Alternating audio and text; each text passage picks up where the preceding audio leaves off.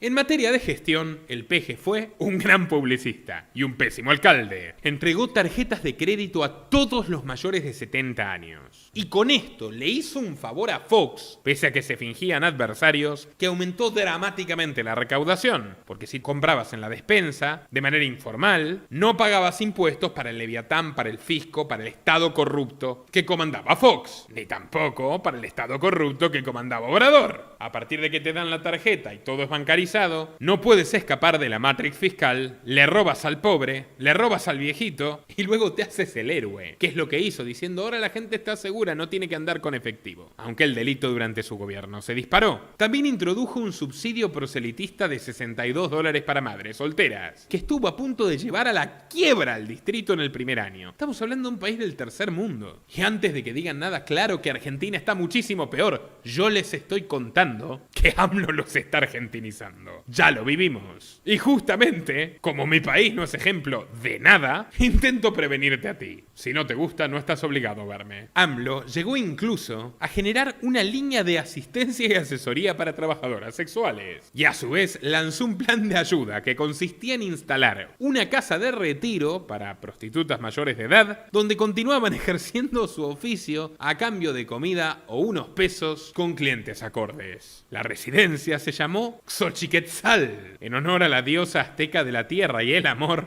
y el Estado brindaba atención médica, psiquiátrica y capacitación laboral.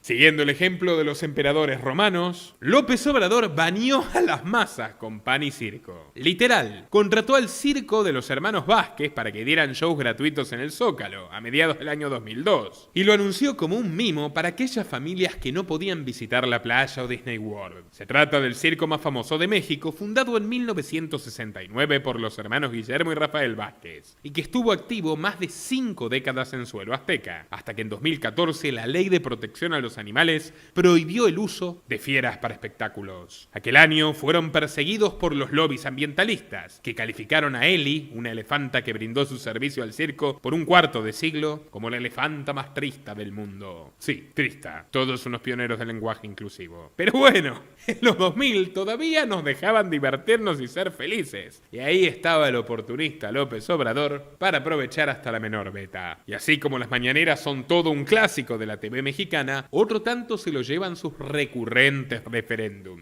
Durante los 5 años que estuvo en el cargo, midió su popularidad 254 veces. Con estudios que costaban aproximadamente $30.000 cada uno. Sí, se gastó $7,5 millones de dólares para no quedarse atrás con los anteriores maleantes. A razón de una vez por semana, un call center estatal con cientos de empleados se encargaba de ir testeando la aprobación de su gestión, llamando a personas a todas las horas y de todo tipo, con operadores que cobraban un salario mensual de 164,000 pesos. El doble de lo que ganaba en aquella época el operario de un call center privado. A su vez, un equipo de élite de 27 empleados dentro de ese grupo realizaba encuestas científicas en forma permanente. El mismo fue orquestado y entrenado por Dick Morris, el consultor político número 1 de Bill Clinton y que se lo había acercado Ebrard. Luego terminaría siendo y sigue siendo hasta el día de hoy un importante consejero de Donald Trump. En diciembre de 2002 consultaron a los ciudadanos si AMLO debía completar su mandato de 6 años. Y en caso de vencer el no, el alcalde se comprometía a dimitir. Pero ni siquiera se gastó en hacer una consulta popular, sino que se trató de una mera encuesta telefónica más, donde el 95.28% apoyó la permanencia. Democracia. López Obrador ordenó recopilar asiduamente los nombres y direcciones de todos los participantes en los referendos y de todos los beneficiarios de sus programas sociales. ¿Para qué? Adivina, adivinador. Pues para crear, con un método de espionaje despiadado y explícito, un nuevo ejército clientelista pero en el DF, a metros del Palacio de Gobierno. Ahora ya sería chantajista en grande. No me votas, no tienes beneficio. No te caigo bien y se lo dices al teléfono, pierdes tu pensión. ¿No sales a apoyarme? ¿No protestas contra Fox y el PAN cuando te lo digo? Pues, descalificado. te quitamos tu estatus de ciudadanía. No me digan que no es un tecnócrata perfecto. Y tan campechano que parece, muchos pensionarios confiesan haber sido abiertamente coaccionados por funcionarios de la alcaldía para asistir a sus mitines en el Zócalo y actuar como una agresiva fuerza de choque contra el gobierno de Vicente Fox, que era un tipo absolutamente deplorable. Pero eso es otra historia. AMLO también permitió que campesinos, burócratas y grupos violentos como los zapatistas, terroristas armados, celebrasen manifestaciones en la capital, a veces incluso ayudándolos abiertamente en ello. Cuando los sindicatos de la educación quisieron derribar la puerta de un ministerio en 2001, ningún policía de la ciudad los detuvo. Y cuando el Sindicato Mexicano de Electricistas se movilizó contra una reforma energética impulsada por Fox, López Obrador les proporcionó baños portátiles, agua potable, alojamiento, protección policial y una recepción comprensiva. En otras palabras, lo mismo que hacía el PRI, pero en lugar de para persuadir a la gente de que no se los coma, para persuadirla de que se coma el presidente. De día, el alcalde jugaba al poli bueno, cómplice de los desposeídos. Pero de noche, AMLO pactaba con lo más rancio del establishment neocon estadounidense. Sí, el mismo que habla y da la cháchara y la cháchara de los conservadores, pues han sido los conservadores, todo es culpa de los conservadores. Bueno, hablemos de los conservadores. Es claro que está la derecha metida, los conservadores. A una colonia, si están molestos los conservadores corruptos, como se los estoy comentando, apostaron nuestros adversarios, los conservadores. En octubre de 2001, llegó al Distrito Federal una polémica compañía norteamericana, la Giuliani Partners, del mismísimo exalcalde neoyorquino Rudolph Giuliani, sí, el republicano, el actual abogado de Donald Trump, que ha sido condenado en la justicia norteamericana y que ha aceptado que mintió en sus denuncias de fraude en las elecciones de 2020. Aunque bueno, cada quien tiene su pensamiento al respecto. ¿Cuál era el objetivo de contratar con una millonada a Giuliani Partners? Bueno, que les brinde asesoramiento en seguridad. Lo mismo haría más tarde Massa en la Argentina, inspirado en el ejemplo de López Obrador en el DF. Me refiero a la época de Massa como intendente de Tigre. En fin, los consultores estadounidenses, del mayor partidario de la mano dura contra la delincuencia, se llevaron comisiones de $4.3 millones por su ayuda. Pero la cifra no la puso el gobierno, que por supuesto no podía recaudar tanto, pues tenía que pagar hogares de prostitutas y pensiones para media ciudad. El que puso la torta, el que puso la platita, era el mayor contratista beneficiario de López Obrador. Hablamos de, redoble de tambores, Carlos Slim.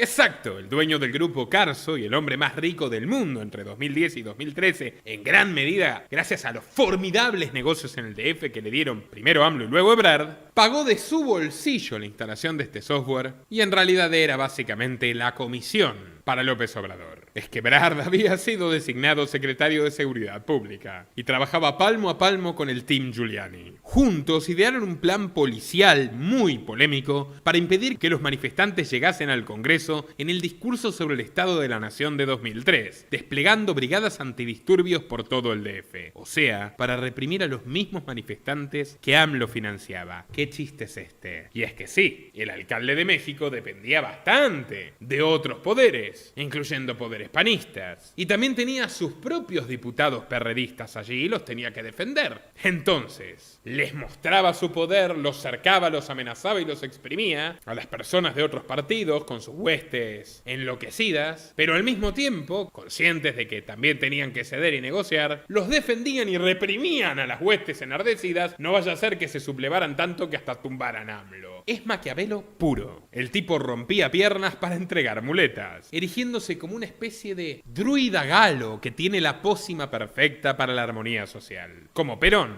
En fin, por entonces el alcalde capitalino, más mafioso de la historia, recibió una dura noticia. El 12 de enero de 2003, su mujer, Rocío Beltrán Medina, sistemáticamente descuidada, ignorada y maltratada a lo largo de los años, partió de este mundo en un triste y solitario final. El lupus la había consumido por completo, pero también su marido, que jamás se dignó a brindarle el más mínimo cuidado. Rocío había vivido presa del abandono absoluto, ninguneada por una docena de amantes, obligada a cocinar en suelos de tierra, a entregar hasta el último de sus ahorros para una causa abstracta e idealista, criando a sus hijos, carcomida por una terrible enfermedad. ¿Y saben qué? Para sorpresa de nadie, el duelo duró muy poco. Solo 9 días después de su fallecimiento, López Obrador asistió a una nueva mañanera, a una nueva rueda de prensa, con una sonrisa radiante. ¿Acompañado de quién? De Carlos Slim, del oligarca más sucio del PRIAN. Juntos, anunciaron obras de rescate para el centro histórico de la Ciudad de México. La inversión sería de al menos 5.000 millones de pesos, pagados en su mayoría por el Grupo Carso. Las obras tomaron un radio de 34 manzanas, incluidas la Alameda Central y Plaza Juárez. También se creó una fundación del centro histórico encargada de poner en escena circos, conciertos, bailes y otros eventos para pobres y para la clase media de la ciudad, a la que AMLO intentaba persuadir. Firme con el PAN et circenses.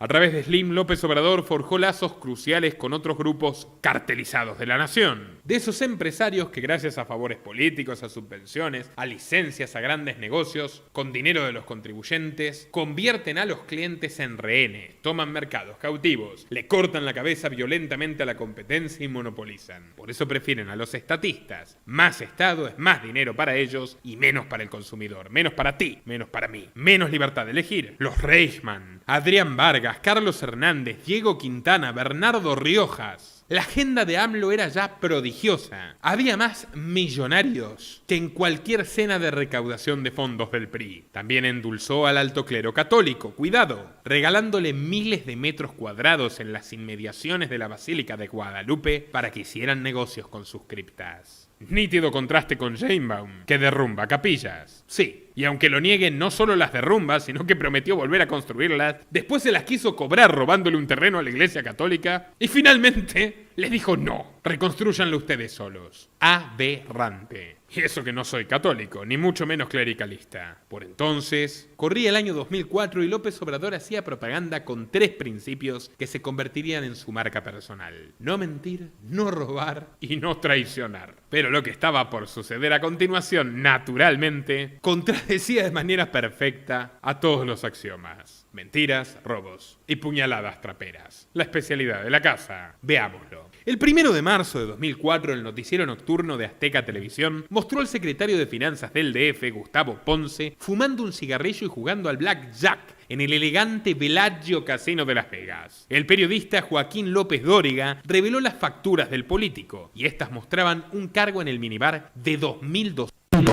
pagados por los pobres habitantes del DF. Al día siguiente, el director de comunicaciones de AMLO justificó a Ponce, alegando que sus viajes al oeste estadounidense eran para visitar a su hermana gravemente enferma. ¿Gravemente enferma como la esposa muerta? A esa no la visitaban. Bueno, pero las pruebas demostraban que a su hermana Ponce la dejó en el sanatorio, pues ya era muy conocido en la ciudad del pecado por dar propinas generosas. Solo 48 horas después del video escándalo, el programa El Mañanero, conducido por el payaso comediante Broso, mostró un nuevo clip comprometedor. Allí se veía a René Bejarano, colaborador cercano de Andrés Manuel López Obrador, recibiendo grandes sumas de dinero en efectivo del empresario argentino Carlos Ahumada. En palabras de Rosario Robles, que por entonces dirigía el PRD, los sobornos entregados por Ahumada no fueron para el partido, sino para gente cercana al jefe de gobierno. Messi con la diferencia, era billulla para los amigos. La noticia pegó de lleno en López Obrador, que mostrándose inusualmente nervioso e inquieto, sostuvo que todo era una operación en su contra, urdida por el expresidente Carlos Salinas y el vigente Vicente Fox.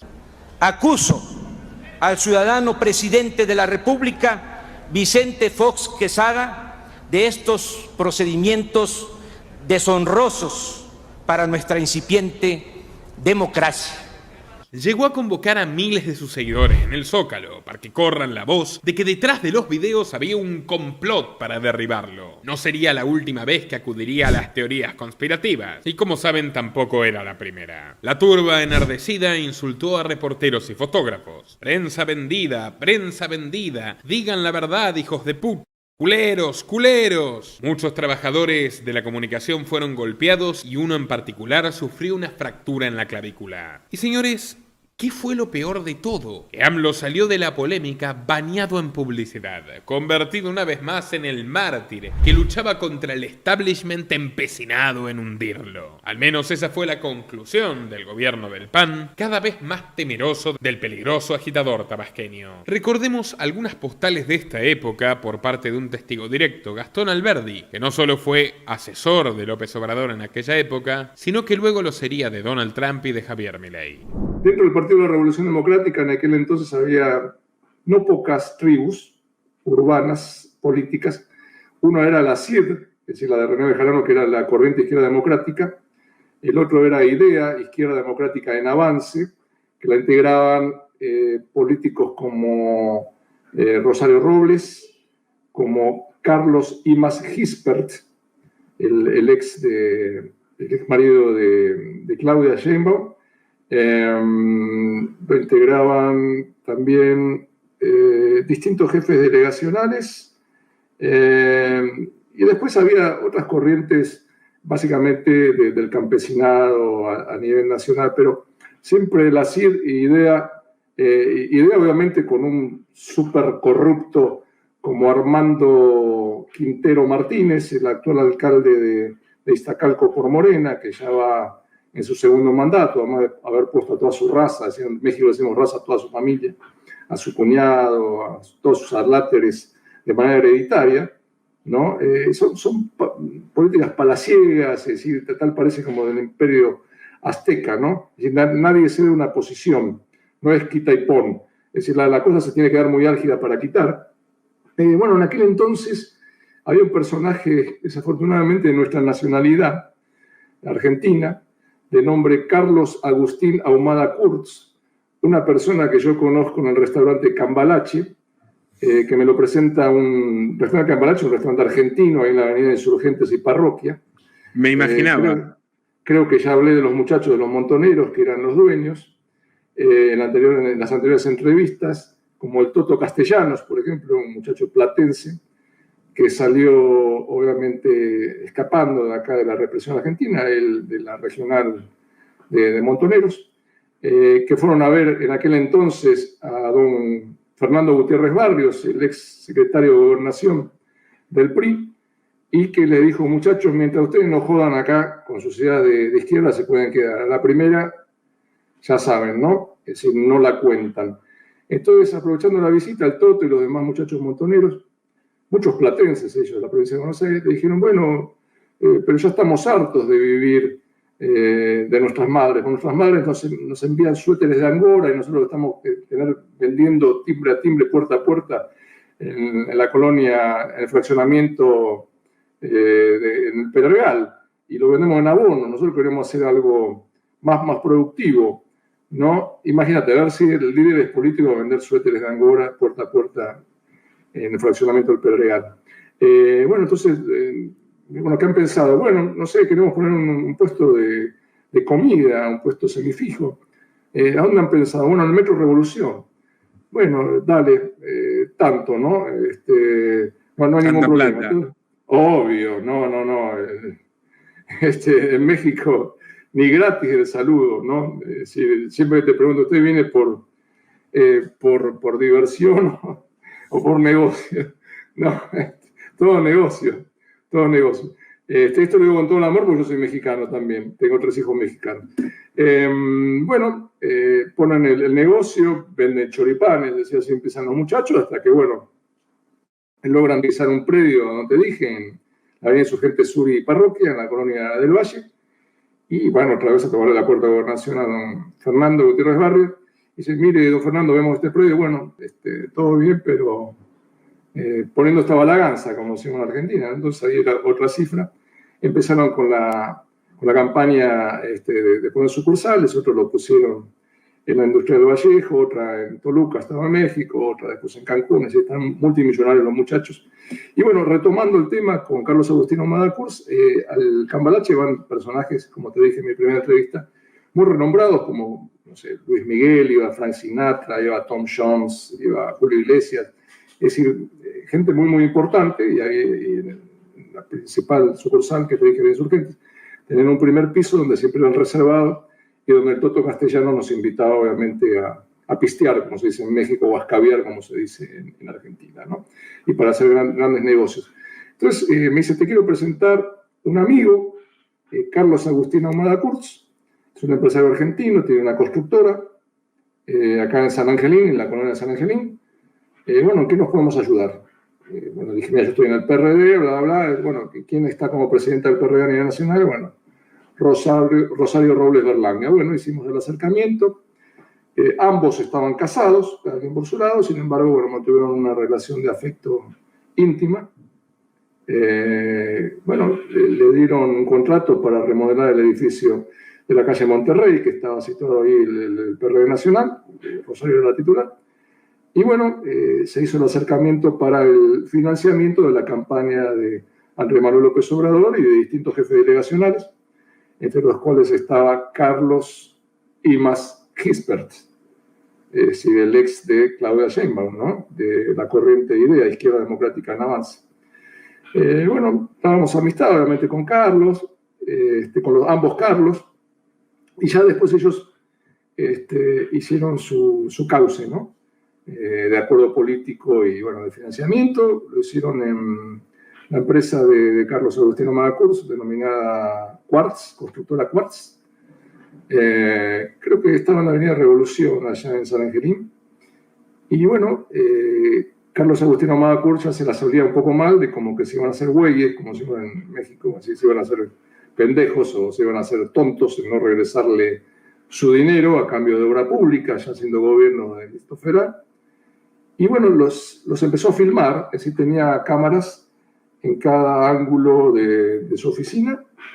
Y bueno, Andrés Manuel nunca fue ahí sin ningún tonto, mandaba obviamente a sus amigos políticos, y bueno, fueron filmados esos videoescándalos poniendo dólares, fajos de dólares, adentro de bolsas de mandado del supermercado, como del supermercado Herrera o Gigante de México, porque ya el maletín ya no entraba de tanta lana, de tanta feria que era, de tanto dinero. Entonces, bueno, obviamente, como no regresaron el favor que habían convenido en la obra pública, Carlos Agustín Ahumada Kurtz hizo distintos llamamientos, no lo pelaron, no le hicieron caso, y bueno, se acercó un personaje muy, muy conocido de la farándula mexicana, un expresidente, chaparrito, el pelón, de bigote. Salinas de Gortari. Así es, del estado de la ciudad de Monterrey y del estado de Nuevo León, y le dijo, bueno, yo te ofrezco tanta feria, tanta lana, por esos videos, cabrón. ¿Le entra sí o no? Pues sí, ahora le va. Bueno, y se los vendió, obviamente, a titular de Televisa, a este junior que heredó la empresa, y a la mañana siguiente apareció en el programa del payaso Broso, el payaso tenebroso, Broso. ¿Sí? Y estaba invitado mi jefe, René Bejarano Martínez, y obviamente abría los ojos así porque la evidencia es la realidad, ¿no? Y obviamente de ahí fue la Procuraduría General de Justicia del Distrito Federal con la PGR, es decir, con la ex Procuraduría General de la República, la actual Fiscalía General de la República. Lo esposaron y se lo llevaron a René. René estuvo 2 años y medio preso. Salinas se entregó obviamente a Carlos Agustín Ahumada Kurtz también, porque primero se había ido a refugiar con Fidel Castro. La Interpol le emite ficha roja, lo cazan en Cuba, es decir, lo usaron, como todos. Lo llevan a México y estuvieron de vecinos, tanto René como Carlos, 2 años y medio. Carlos se cosió la boca, es decir, cosas inéditas que son más farandulescas. Se cosió la boca, sí, pero bueno, Andrés Manuel fue el exmarido de Sheinbaum. No, Carlos Agustín Ahumada Kurtz. Ese Carlos. Pero bueno, a nivel interno el escándalo pasó factura y AMLO debió hacer control de daños. Despidió a Ponce y a Bejarano, que terminaría cumpliendo condena. Luego reunió a su gabinete y preguntó si sabían de alguien más que hubiese visitado a Carlos Ahumada. Entonces se alzó una voz femenina completamente inesperada. Era Claudia Sheinbaum levantando la mano, con una frialdad que dejó helados a todos los oyentes y que el propio López Obrador le contó a terceros como un momento donde hasta él le corrió sudor frío por la espalda. Sheinbaum dijo sin que se le mueva un músculo de la cara que Carlos Simas había visitado al empresario y recibido su porción del pastel. Para rematar su paso de Judas, sugirió que lo mejor era entregarlo al padre de sus hijos. Aquella noche se dieron a conocer las imágenes y efectivamente se veía a Imaz sacar a descubierta, introduciendo los billetes en una bolsa de plástico. Se sospecha que fue la propia Claudia, ni más ni menos, quien fue cómplice de la operación.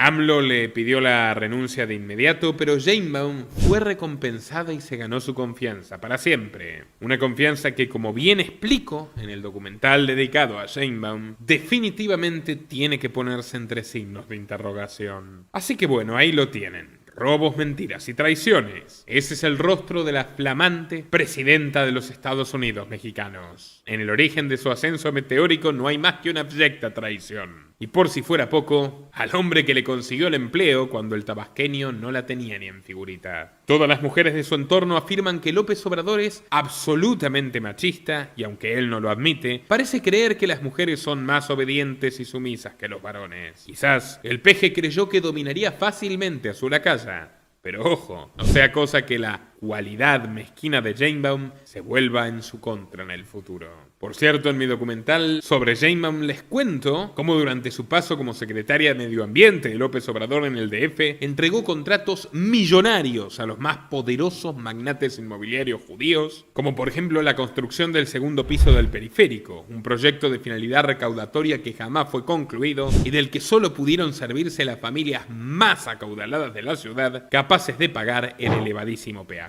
Y para lo cual además expropió propiedad privada. Así que como ven, la continuidad con el sionismo siguió siendo uno de los canales por los cuales un grupo de delincuentes llegó a gobernar uno de los países más importantes del mundo. Los conflictos se multiplicaban en todos los frentes, en rigor. La alcaldía de López Obrador hacía agua por los cuatro costados, en un total fracaso. Pese a las faraónicas obras concedidas a Carlos Slim, la violencia se hacía omnipresente en toda la ciudad. Bajo su mandato los secuestros se duplicaron a una cifra de 7.000 casos, contando 39 personas asesinadas en cautiverio y 14 de ellas siendo menores de edad. Antes de que López Obrador sea alcalde, escuchen esto, solo el 25% del total de los secuestros nacionales se realizaban dentro del Distrito Federal. Cuando mediaba la mitad de su mandato, el 44% de los secuestros se realizaban en el DF, convirtiéndose en la segunda ciudad del mundo con la mayor cantidad de este espantoso delito, que es el segundo peor después del asesinato. México DF también ascendió 8 posiciones para convertirse en la primera capital en materia de asesinatos de automovilistas y asaltos a transportes de carga. Consecuentemente, aquel piquetero que cortaba rutas y que le impedía a los transportes arrimar personas y mercancías a distintos destinos y unir a la gente, terminó permitiendo que al ciudadano promedio le dé pánico salir de su casa. Ellos te quieren tener encerrado, sea como sea. También También entre 2001 y 2004 el narcotráfico creció, escuchen bien, 762%, demostrando que al tío Giuliani lo invitaban más para las fotografías que para hacerle caso. En marzo de 2004 Ebrard dio a conocer una versión revisada de las propuestas de Giuliani. Este implicaba penas más duras para los pequeños vendedores de droga, lo cual es aberrante, leyes anti-graffiti que chocaban totalmente con la tradición muralista mexicana que reivindicaba el propio Pellicer Cámara, detención de cuidacoches y lavaparabrisas informales. También se recomendó colocar botones de pánico en los autobuses y eliminar los taxis piratas. No obstante, López Obrador no estaba dispuesto a adoptar todas las medidas. No le importaba encarcelar a inocentes por fumarse un porrito, lo cual lo convierte a él también en un secuestrador, como a Milei y a cualquier político que continúe con la farsa de la prohibición de las drogas. Son secuestradores de inocentes, no. Lo que le molestaba a Obrador era molestar a los taxistas ilegales, que constituían una fuente de ingresos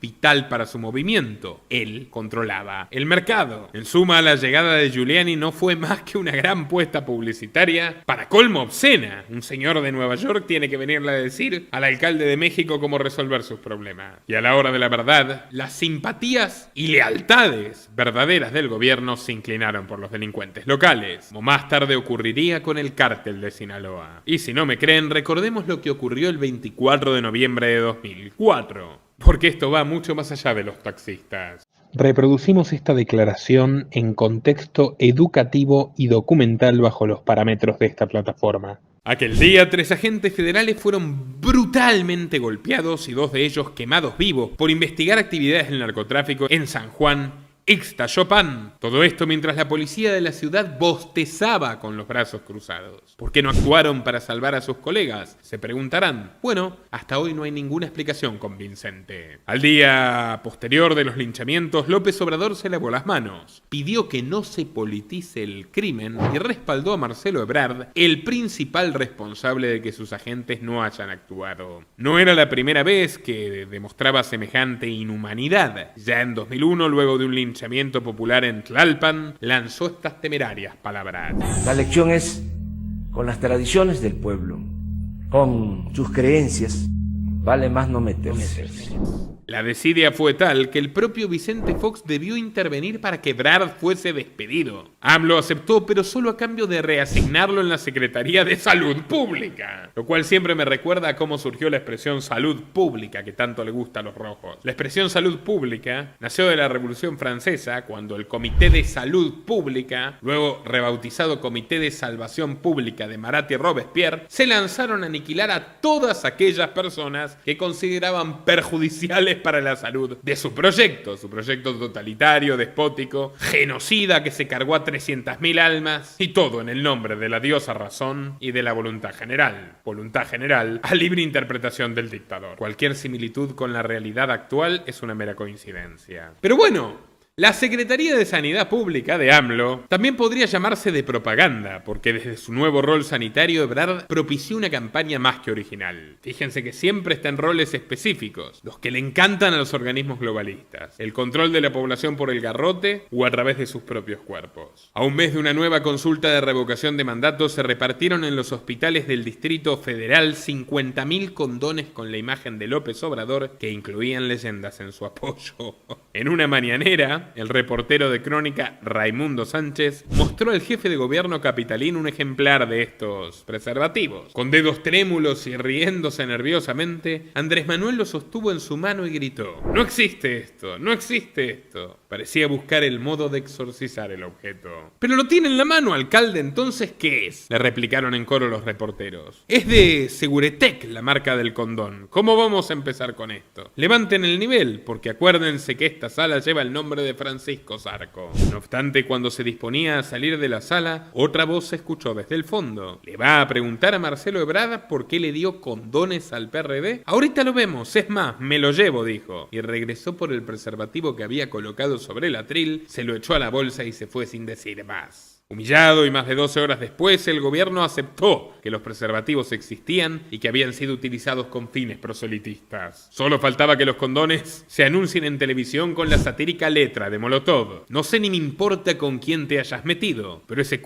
parece radioactivo. No quiero ser positivo, por eso me pongo doble preservativo. Pero bueno, AMLO tenía buenas razones para gastar en publicidad. Por entonces estaba en marcha el proceso que buscó desterrar para impugnar su candidatura a las presidenciales de 2006. El motivo era un asunto menor. El gobierno del DF había expropiado un predio en el área de Santa Fe para abrir una calle y dar acceso a un hospital. Pero un grupo de jueces, a sueldo del PAN, calificaron el asunto como abuso de autoridad y el 1 de abril de 2005 la Cámara de Diputados emitió un dictamen condenatorio. La votación se haría en la Cámara unos días después. Si el resultado era positivo, AMLO perdería sus derechos políticos y podría ir a la cárcel. Según la revista Proceso, tanto el presidente Fox como la dirigencia nacional del PRI habían decidido seguir adelante con el juicio de desafuero con el apoyo de algunos empresarios, que se comprometieron a respaldar al priista Roberto Madrazo. Pero la estrategia no fue aceptada unánimemente, ni por los políticos que temían la temeraria reacción de las masas, ni por Carlos Slim, favorable definitivamente a una presidencia de López Obrador. Después de todo, había demostrado ser un extraordinario empleado. En la mañana del 6 de abril, el PG habló ante miles de simpatizantes congregados en la capital. Les dijo que en cuanto el Ministerio Público Federal solicitase su arresto, él mismo se iba a trasladar al juzgado para esperar su detención. Cual Gandhi. Luego se dirigió a la Cámara y dio un apasionado discurso en su defensa. Ahora resulta que en el país de la impunidad, en el país del Proa, de los amigos de Fox, del Pemex Gate, a mí me van a desaforar, me van a encarcelar y me van a despojar de mis derechos políticos por haber intentado abrir una calle para comunicar un hospital. Tengo la certeza absoluta de que no se me juzga por violar la ley, sino por mi manera de pensar y actuar y por lo que pueda representar junto con otros mexicanos para el futuro de nuestra patria. Como deben suponer, estoy acostumbrado a luchar. No soy de los que aceptan dócilmente condenas injustas. Me voy a defender y espero contar con el apoyo de hombres y mujeres de buena voluntad que creen en la libertad, en la justicia y en la democracia. El dictamen fue contundente, 360 votos a favor y 137 en contra. Fuera, en el histórico terreno del Zócalo, sus seguidores lloraban desconsolados. López Obrador partió rumbo a su casa en Copilco, esperando la hora que lo lleven a la cárcel. De hecho, estaba ansioso por tener esa fotografía, mientras las calles aledañas se llenaban de rezos, pancartas y bandas musicales. El 24 de abril tuvo lugar una marcha silenciosa, entre comillas, hacia el DF en favor del PG, pero fue estimada como la movilización más grande de la historia de México. Que rectifiquen nuestros adversarios, que depongan su actitud de encono y descalificación. Por nuestra parte, siempre habrá una actitud franca, generosa, responsable. Vamos a continuar luchando de manera pacífica. Confiemos en que nuestra causa es justa y va a triunfar. En estos últimos días he recibido muchas muestras de apoyo, de solidaridad de ustedes, de trabajadores, de amas de casa, de campesinos e indígenas, de comerciantes, de profesionistas, de intelectuales, de artistas, de empresarios, de todo el pueblo. Por eso vuelvo a repetir, de todo corazón, les quiero desaforadamente. Muchísimas gracias, amigas y amigos.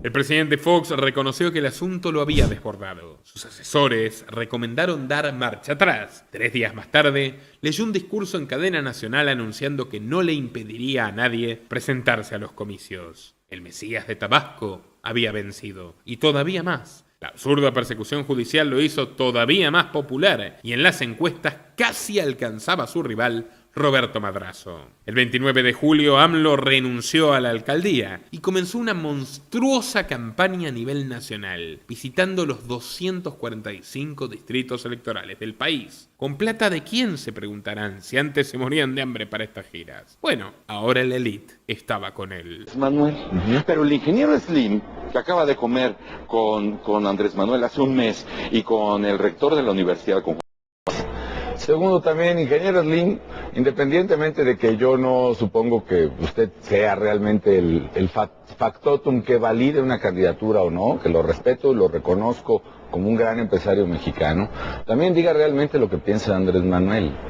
Y de remate, su empresario favorito sería Carlos Slim. Sin embargo, por más que contó con aproximadamente 16 millones de dólares solo para lo que fue el recorrido y las grabaciones, lo hizo montando un modesto automóvil conocido como el PG Tour, otro ardid para humillar a sus oponentes que utilizaban regularmente el uso del avión. La aventura incluyó una comparación entre él y Franklin Delano Roosevelt, ya que en sus discursos prometía la creación de un New Deal mexicano, una versión moderna del original que prometía crear millones de empleos y frenar la migración con enormes proyectos de obras públicas. Keynesianismo puro. Y de hecho Roosevelt solo pudo salir del brete destructivo en el cual se metió, entrando a la Segunda Guerra Mundial, ganándola de milagro, y gracias a su alianza con los comunistas, y bombardeando todas las fábricas de Europa para que Estados Unidos sea monopolista industrial durante una década. En diciembre, poco antes de las primarias del PRD, AMLO apoyó a Marcelo Ebrard como su elegido para la alcaldía del DF.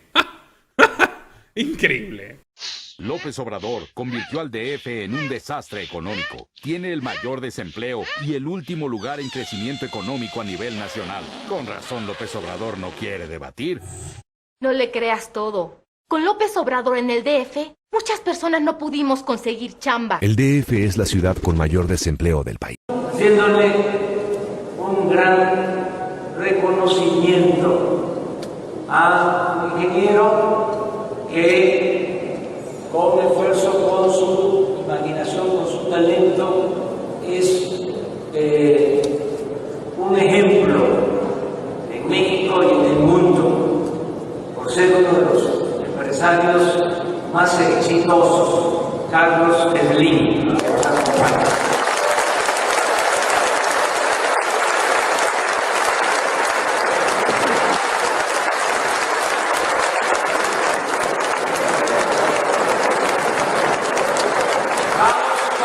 Incluso puso a su disposición dinero de las arcas públicas, con el cual se formaron a 3.000 promotoras, señoritas divididas en 700 unidades territoriales. A través de una enorme base de datos, el PRD movilizó a ancianos, a madres solteras, a discapacitados residentes de viviendas públicas, prestatarios, becarios, estudiantes de la Universidad de la Ciudad de México y otros beneficiarios sociales bajo la amenaza de perder sus magros ingresos si no se sumaban activamente a la campaña. Pero bueno, a nivel nacional, AMLO carecía de un ejército tan populoso. Si quería triunfar más allá del DF y de Tabasco, debería acudir a otro sector, uno que hacía valer cada billete con ríos y ríos de sangre. Para entenderlo debemos adelantarnos un poco. Corría el año 2008. Un tal Roberto López Nájera, un abogado de 28 años de edad, apareció en la embajada de los Estados Unidos y pidió hablar con alguien de la DEA. No era muy difícil, puesto que la agencia tenía una oficina en el piso de arriba. Cuando dos agentes acudieron al joven, no pudieron creer la buena suerte que le deparó el destino. Estaban, sin proponérselo, a punto de ser los empleados del mes. Durante los últimos años, López Nájera había ejercido como consejero legal para uno de los traficantes más notorios de México, Edgar Valdés Villarreal. Este mafioso, nacido en Texas, era apodado Barbie desde la escuela secundaria, por ser un fornido defensor de fútbol americano, con mandíbula cuadrada y pelo rubio. A mediados de la década de los 2000, Barbie llegó a ser uno de los sicarios más brutales del universo de la AMPA mexicana. También era un traficante talentoso que trabajaba con una mafia más liderada por los hermanos Beltrán Leiva, miembros de una alianza conocida como, a ver si les suena, el Cártel de Sinaloa.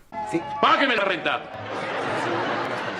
Caray, digo, yo creo que primero se saluda, ¿no?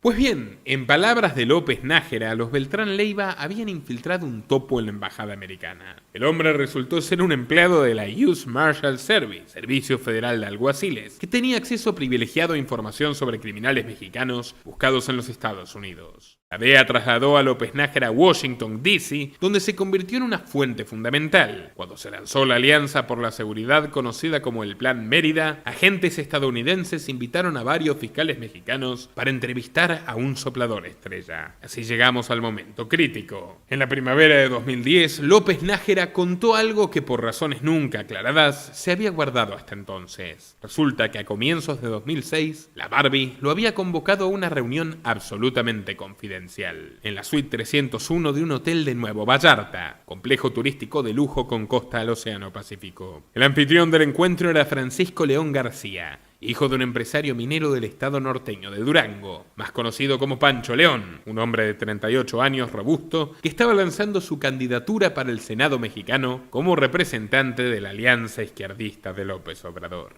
Chan, chan. Junto a él, otro magnate. Ambos dijeron estar allí con el conocimiento y la autorización explícita del mismísimo Andrés Manuel. ¿Y qué buscaban? Pues, a cambio de una inyección de dinero, comenzó a explicar León, la campaña se comprometía a que el futuro gobierno de López Obrador seleccionase funcionarios de la ley que sean de ayuda para los traficantes. Los delegados de AMLO les dijeron a los narcos que podrían ayudar a seleccionar comandantes policiales en algunas plazas fronterizas significativas y que López Obrador no nombraría un procurador general que ellos percibieran hostil a sus intereses. La Barbie aceptó el trato, que era más que seductor, y encomendó a López Nájera la tarea de reunirse con oficiales de la campaña en la Ciudad de México y organizar los pagos. Así conoció a Mauricio Soto Caballero, quien lideraba un equipo para el chofer personal de López Obrador, Nicolás Mollinero, que además de chofer era el jefe logístico de la campaña. La organización de la Barbie dio más de $2 millones en efectivo a la causa de AMLO, en un total de 3 entregas personales a Soto. Todo esto según los informes de la DEA. También suministraron otras formas de sponsoreo. En las semanas finales de la campaña, López Obrador viajó 2 veces al estado de Durango para mítines grandes y bulliciosos. Estos fueron organizados por Pancho León, con generosas donaciones de la banda criminal. El último tuvo lugar el 15 de junio de 2006.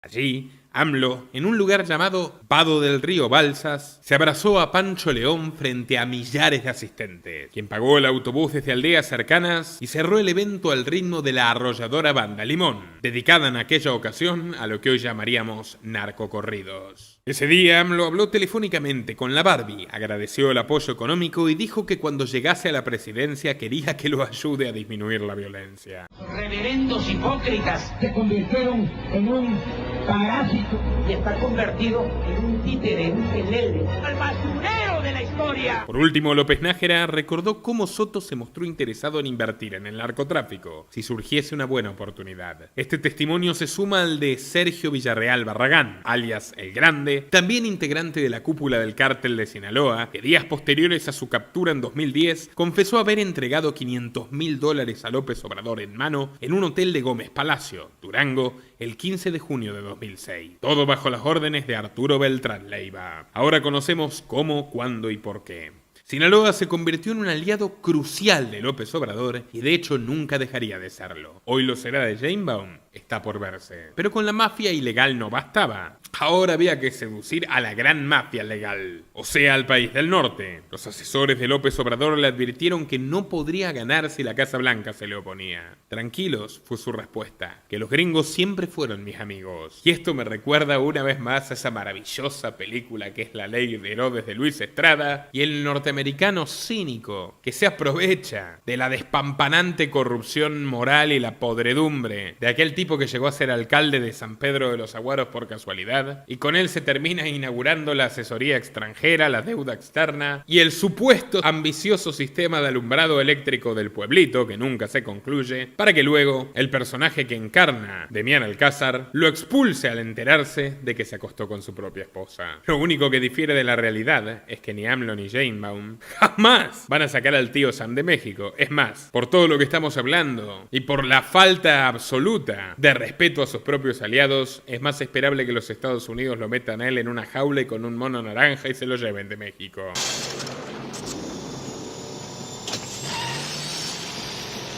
Te puedo asegurar que quizá en 2 años, después de que haya terminado López Obrador su mandato, ya puede que esté incluso dentro de una, no nada más investigación, sino que ya haya sido incluso arrestado con una ficha roja Interpol, lo que tú quieras. Lo que estás diciendo es una bomba. ¿En qué lo sustenta? ¿En qué fundamenta que ha sido tan tonto útil que va a terminar tras las rejas? Con el Chapo, con el amigo. Con el Chapo, con el amiguito, te lo pongo muy fácil. Esa cuestión de fentanilo que tú dijiste, o sea, realmente me pongo a pensar, bueno, es que el presidente no tiene ni siquiera lógica, no tiene ni siquiera un pedacito de piel de los pies en la tierra para decir, no, en mi país no se hace fentanilo, que hay de China, por favor, o sea, nadie es tan tonto para creerle eso.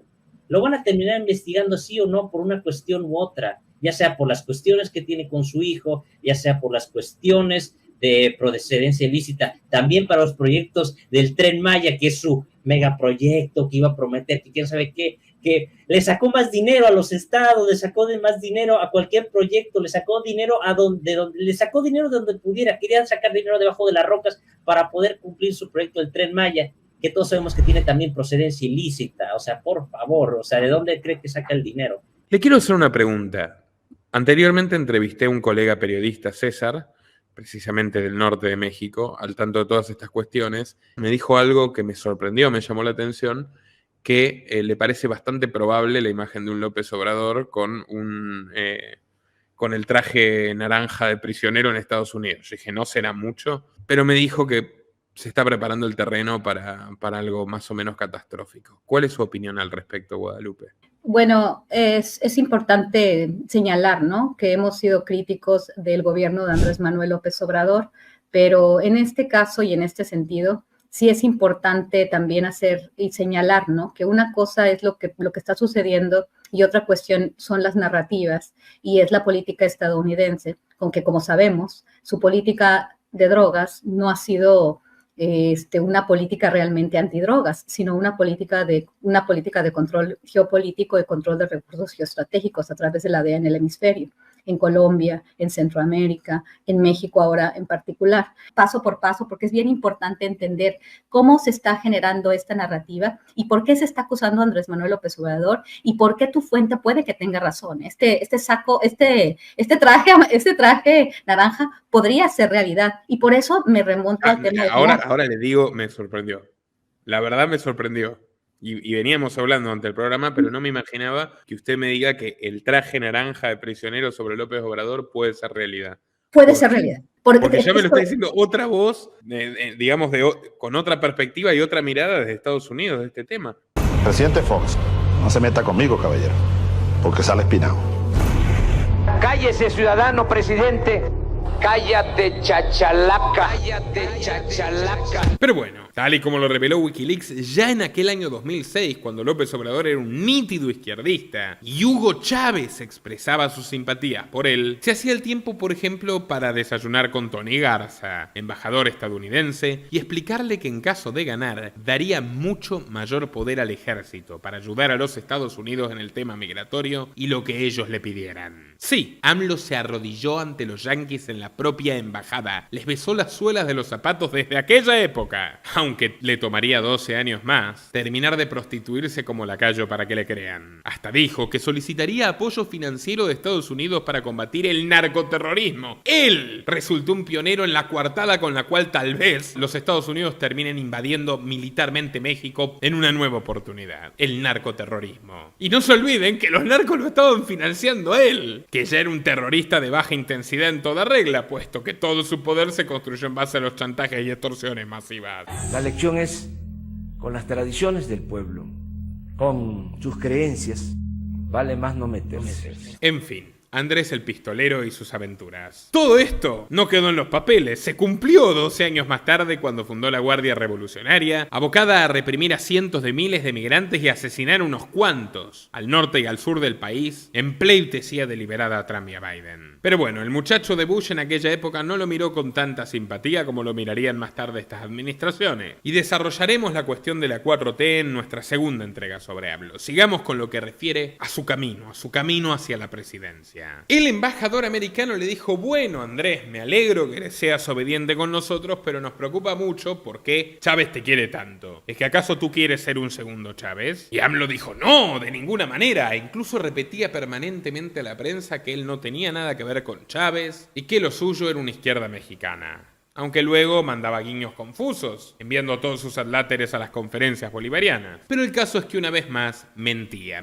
como bellaco. Tengo 3 cosas muy presentes: no mentir, no robar y no traicionar.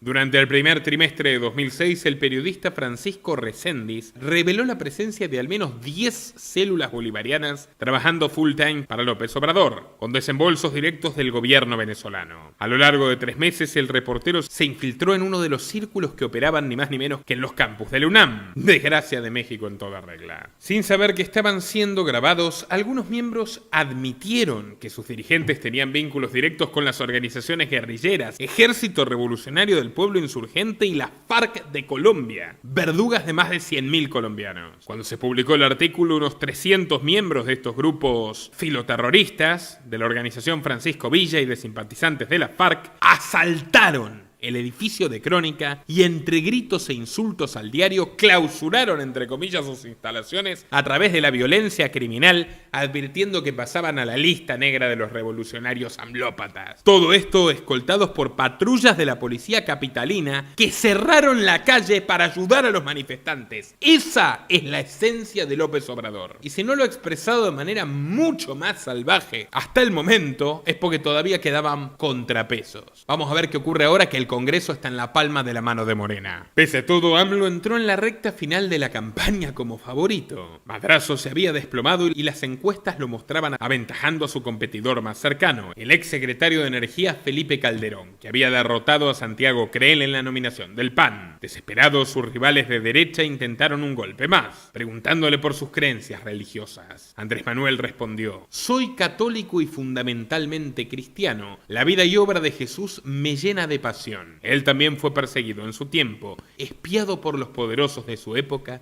que lo crucificaron. ¿Les recuerda a alguien? Jesucristo fue el primer antiimperialista que se conozca de la historia moderna de los últimos 3 milenios por lo menos. El más importante antiimperialista de la historia moderna, nuestro Señor Jesucristo, Jesús. Lo increíble es que años más tarde terminaría diciendo que es evangélico, cambiándose la camiseta para agradarle a un público distinto. Y es que los políticos son así, como Milei. Ayer católico y hoy intento de judío. Ayer de Boca y hoy enemigo de Boca. Ayer liberal y hoy una caricatura derechista muy curiosa porque se reúne con Clinton y le lame las botas a China pese a que los había jurado combatir. En fin, en los mítines de AMLO aparecían mujeres con pancartas de la Virgen de Guadalupe. Otros seguidores ofrecían oraciones por su seguridad, lo envolvían con guirnaldas de flores y lo trataban como a un héroe conquistador. Bien, los líderes corporativos parecían haberse reconciliado en masa con su probable victoria y dejaron de criticarlo. Estaba en éxtasis. Se sentía casi un semidios. El domingo 2 de julio llegaron los esperados comicios. A las 23 horas, el presidente del Instituto Federal Electoral, Luis Carlos Ugalde, quiso calmar los nervios de una nación entera, instando a tener paciencia, ya que se esperaba que el recuento preliminar acabase recién el miércoles. Pero López Obrador entendió o quiso entender que esto era una estafa. Ante miles de entusiastas ansiosos que lo observaban, electrizados en el Zócalo, manipuló sus esperanzas y con viles ilusiones endulzó sus oídos afirmando con una seguridad implacable que en realidad tenía una ventaja irreversible de 500.000 de votos, dato que se sacó del sombrero. Entonces el público empezó a gritar ¡fraude! ¡fraude!, creyendo que el gobierno le estaba ocultando a su líder un triunfo indiscutible. ¡Al diablo con sus instituciones!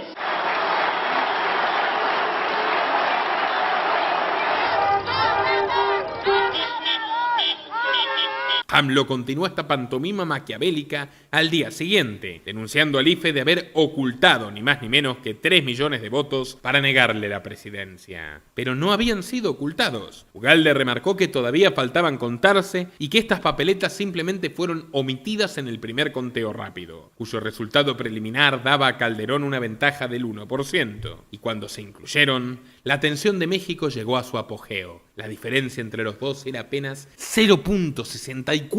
El bien y el mal definen por penal, dice una canción de Divididos, aunque en este caso sería el mal contra otro mal. Durante todo el miércoles y las primeras horas del jueves, López Obrador mantuvo una ventaja estrecha pero constante. Muchos de sus seguidores se acostaron convencidos de que despertarían viendo a su salvador con el listón presidencial. Pero a las 4 de la mañana, en las horas más profundas de aquella noche histórica, los números se invirtieron. Calderón tomó la delantera en la mayor parte de los estados. El IFE lo declaró ganador y su vecino George Bush lo llamó para felicitarlo. Desesperado, malherido, rencoroso, profundamente ofendido en su absoluta vanidad, López Obrador convocó una resistencia pacífica que obligase a un recuento voto por voto y casilla por casilla. No una, no dos, 3 marchas multitudinarias invadieron el Zócalo a partir de entonces. Y desconozco a quien pretende ostentarse como titular del Poder Ejecutivo Federal sin tener una representación legítima y democrática. El pueblo tiene derecho incontestable a establecer el gobierno que más le convenga, alterarlo, modificarlo y abolirlo totalmente cuando su felicidad lo requiera. Y eso es lo que vamos a hacer. Nunca voy a aceptar la política tradicional, esa donde todos los intereses cuentan, menos el interés del pueblo. Y vamos por la transformación del país, empezando por la revolución de conciencia. ¿Qué es lo que van a hacer nuestros adversarios? Primero, van a buscar legitimarse en el extranjero. Lo segundo, la cargada. Van a ver ustedes cómo van las corporaciones empresariales a manifestar su adhesión a lo que popularmente se le conoce como el besamanos. Lo tercero, la subordinación de los medios de comunicación para quemarle incienso al candidato de la derecha. 4, golpes espectaculares. Confunden a la gente, engañan a la gente de nuevo para decir que ellos van a ser distintos y que las cosas ahora sí van a cambiar. El punto 5, van a empezar a repartir migajas para tratar de ganarse a la gente humilde, a la gente pobre. El último punto es el de la negociación con nosotros. Van a buscar por todos los medios que haya lo que ellos llaman diálogo y negociación. Al diablo con sus instituciones. Se instalaron 47 campamentos por días y días enteros, con miles de amlópatas enceguecidos y furiosos que impedían el paso en las avenidas principales y que causaron una auténtica crisis automovilística en toda la ciudad. De hecho, se contabilizaron 114 incidentes, 12 heridos y 1 muerto. El gobierno se vio obligado a abrir una investigación y el 5 de agosto los jueces encontraron irregularidades en los comicios. Sí, seamos objetivos, el PAN no había jugado del todo limpio. Sin embargo, los fallos detectados y sometidos a muchísimos peritajes, con absoluta participación de los abogados del PRD, no arrojó la magnitud que esperaba AMLO. Se anularon 150.000 votos en cientos de colegios electorales, número que no terminó afectando el resultado general. El 5 de septiembre, Calderón había superado a su rival por unos escasos y dudosos 233.000 votos dentro de un electorado de 41 millones y medio de votantes. ¿Por qué digo dudosos? Bueno, porque si ya se habían detectado ciertas irregularidades, por más que se hubiera investigado, el manto de la sospecha ya estaba más que justificado. Guardar y hacer guardar la Constitución política de los Estados Unidos mexicanos y las leyes que de ella emanen. Obrador quedó tan pero tan indignado que no solo no admitió la derrota, sino que montó un auténtico espectáculo circense que yo creo que no se le hubiera ocurrido ni a Gabriel García Márquez. En la Plaza Central, y en una negación colectiva de la realidad, se autoproclamó presidente legítimo de México ante casi 1 millón de fanáticos que lo aplaudían y lo aclamaban, cómplices de la fantasía compartida. Una alucinación popular y masiva donde le dieron al loco la posibilidad de ser rey. La senadora Rosario Ibarra le entregó a López Obrador la banda tricolor y sonaron los versos del himno nacional junto a los 12 miembros de su gabinete alterno.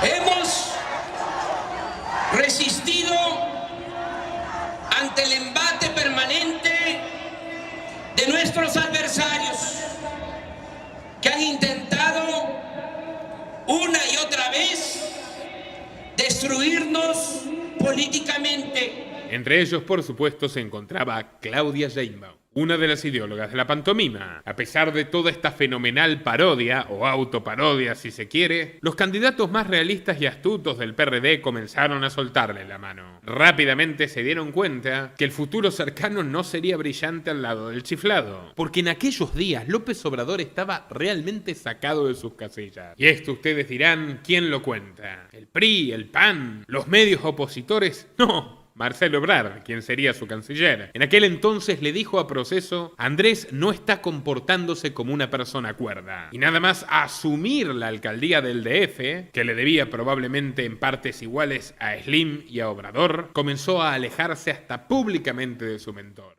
Eliminó carteles y referencias al lema La Ciudad de la Esperanza y tomó el control de los vendedores ambulantes, los taxis piratas, los clubes nocturnos, los sindicatos del sector público, los agitadores universitarios y todos los grupos que funcionaban como ejército personal de pleitesía de López Obrador. Los que no fueron desactivados se pusieron directamente al servicio del nuevo mandamás y así el PG perdió su mayor respaldo financiero. ¿De qué vivió entonces Andrés Manuel López Obrador entre los años 2007 y 2018? En los que vivió en campaña permanente? ¿Quién la fondeaba? La pregunta todavía levita en el aire, pero algunas respuestas tocan el suelo. En el libro El Rey del Cash, de Elena Chávez, una persona que lo conoció muy de cerca retrata a AMLO como un jugador de ajedrez, un astuto patrón de Hacienda que en su mandato del DF reunió a todos sus peones, a un selecto grupo de amigos y colaboradores, y los invistió de la capacidad de ser sus testaferros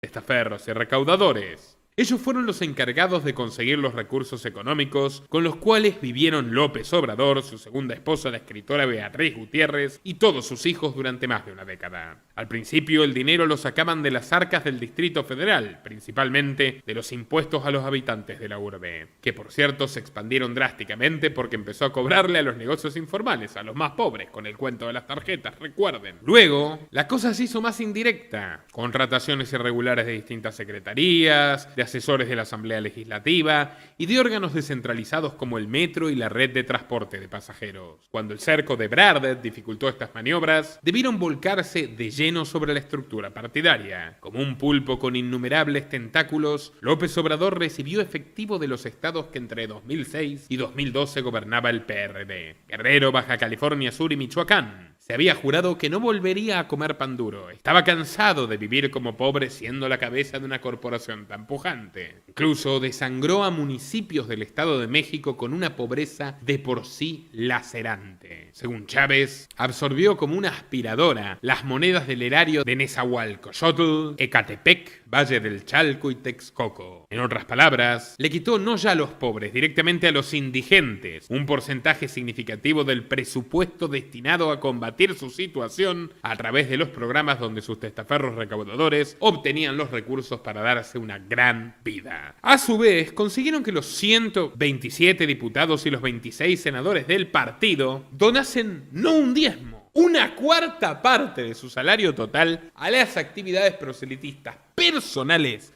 del patriarca, de Lópezito. Estamos hablando de que Andrés pasó a contar con la friolera de $200.000 por mes para administrar a su divino capricho, sin rendirle cuentas a nadie. ¿Por qué estar siguiendo una bola de pendejos que nos llevan por donde les conviene? Y es nuestro sudor lo que los mantiene comiendo pan caliente. Ese pan es el pan de nuestra gente. Dice la letra de Molotov, que como tantos otros artistas mexicanos, lamentablemente, parece que han tenido un ataque de Alzheimer repentino. Antes combatían al poder, ahora le lamen las botas. ¿A dónde iban esos miles de dólares recaudados, que en rigor fueron millones de dólares recaudados si se proyecta en el tiempo? Bueno, por supuesto, una parte iba a parar a los bolsillos de un muchacho bastante ingenioso, casualmente llamado Andrés Manuel, pero no López Obrador, sino López Beltrán. Claro, su hijo. En 2009 el diario Milenio accedió al perfil de Facebook del joven de 23 años de edad y sacó a la luz fotografías en los bares más lujosos de Nueva York o en yates flotando en la inmensidad del Pacífico, rodeado de bikinis y de abundantes vasos de whisky. Su vida lujosa y lujuriosa era detallada en un centenar de fotografías que buscaban provocar la envidia de los trabajadores que veían esa realidad alternativa desde sus humildes computadoras. Y a veces tenían la suerte de ser visitados por el padre de ese chico, el Mesías López Obrador, que recorría el ejido urbano popular del país con el eslogan de primero los pobres. Que yo no voy a dejar de luchar por la gente humilde y por la gente pobre. Primero para el matadero, así gobierna hace 6 años. Pero bueno, el resto del dinero fue destinado a una gira frenética por el interior nacional, viajando los 7 días de la semana y organizando hasta 40 eventos por mes. Su comitiva era un convoy de apenas 2 o 3 camionetas 4x4 y los recorridos se calculaban minuto por minuto, con disciplina militar. Andrés Manuel siempre iba adelante, como copiloto, oyendo música tropical, tomando litros de café al igual que Chávez y fumando sin detenerse. Tras miles de kilómetros recorridos y decenas de miles de cigarrillos consumidos, gran oportunidad emergió en 2008, cuando Felipe Calderón presentó un proyecto de reforma energética que privatizaría el petróleo.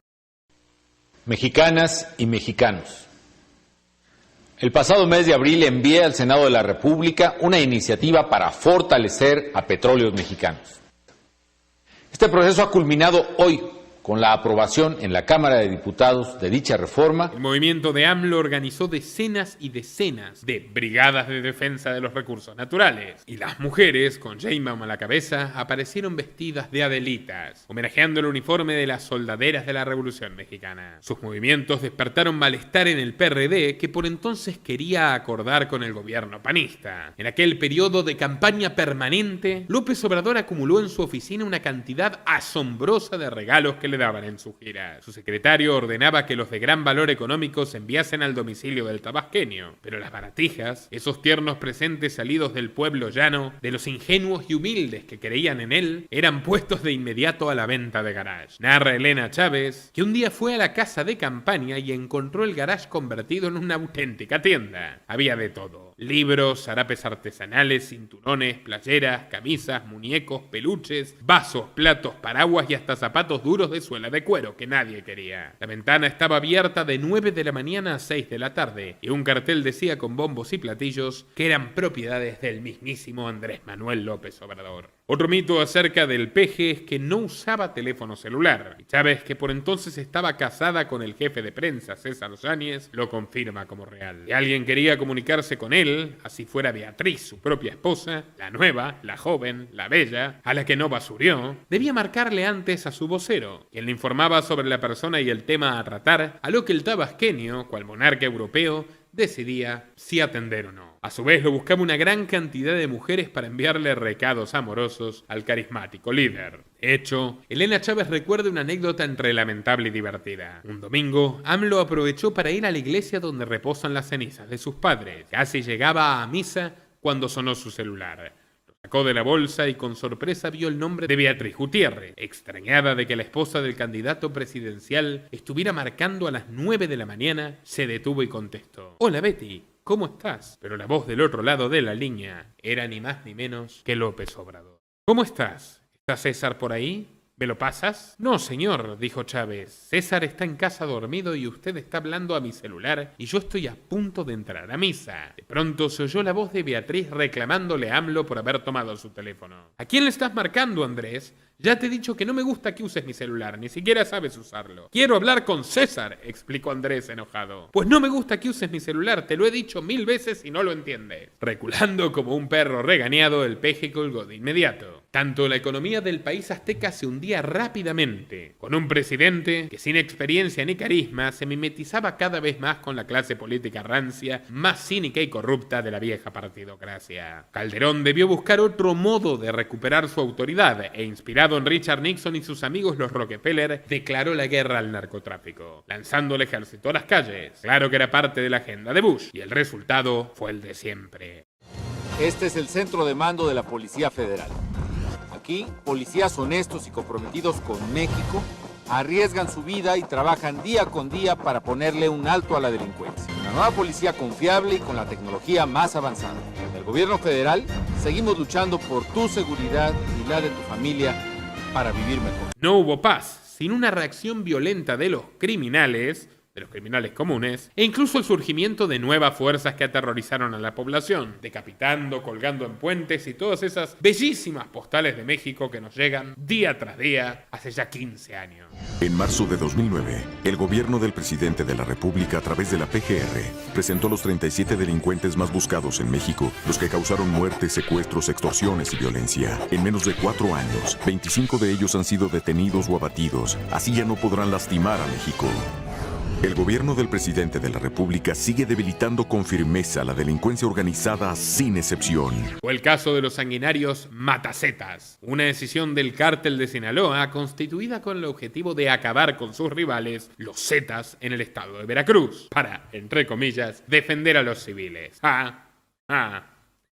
Los Matacetas son hoy un grupo criminal ultra profesionalizado y por lejos el más mortífero de todo México, gracias a la complicidad secreta que forjaron con la Marina durante el tiempo de Calderón. De esto puede hablar sobradamente mi amiga la catedrática Guadalupe Correra Cabrea, probablemente la mayor experta del mundo y autora del bestseller Los Zetas Inc. Solo en el 2011 se hallaron más de 30 cadáveres arrojados en una de las principales calles de Boca del Río, una escena siniestra que increíblemente llevó a los Matacetas a pedir perdón, publicando videos cubiertos con pasamontañas. Cito: si con nuestros actos ofendimos al pueblo de México, les pedimos disculpas en nombre de todo el grupo que conformamos. La intención era darle saber al pueblo veracruzano que este flagelo de la sociedad no es invencible. A partir de entonces, los neoterroristas se refundaron como el Cártel de las 4 letras, o bien el CJNG, Cártel Jalisco Nueva Generación, corporación que ahora mismo lideraría el tráfico de fentanilo en los Estados Unidos, si le creemos a los estadounidenses, y cuyo líder, el Mencho, es buscado bajo una recompensa de hasta $15 millones.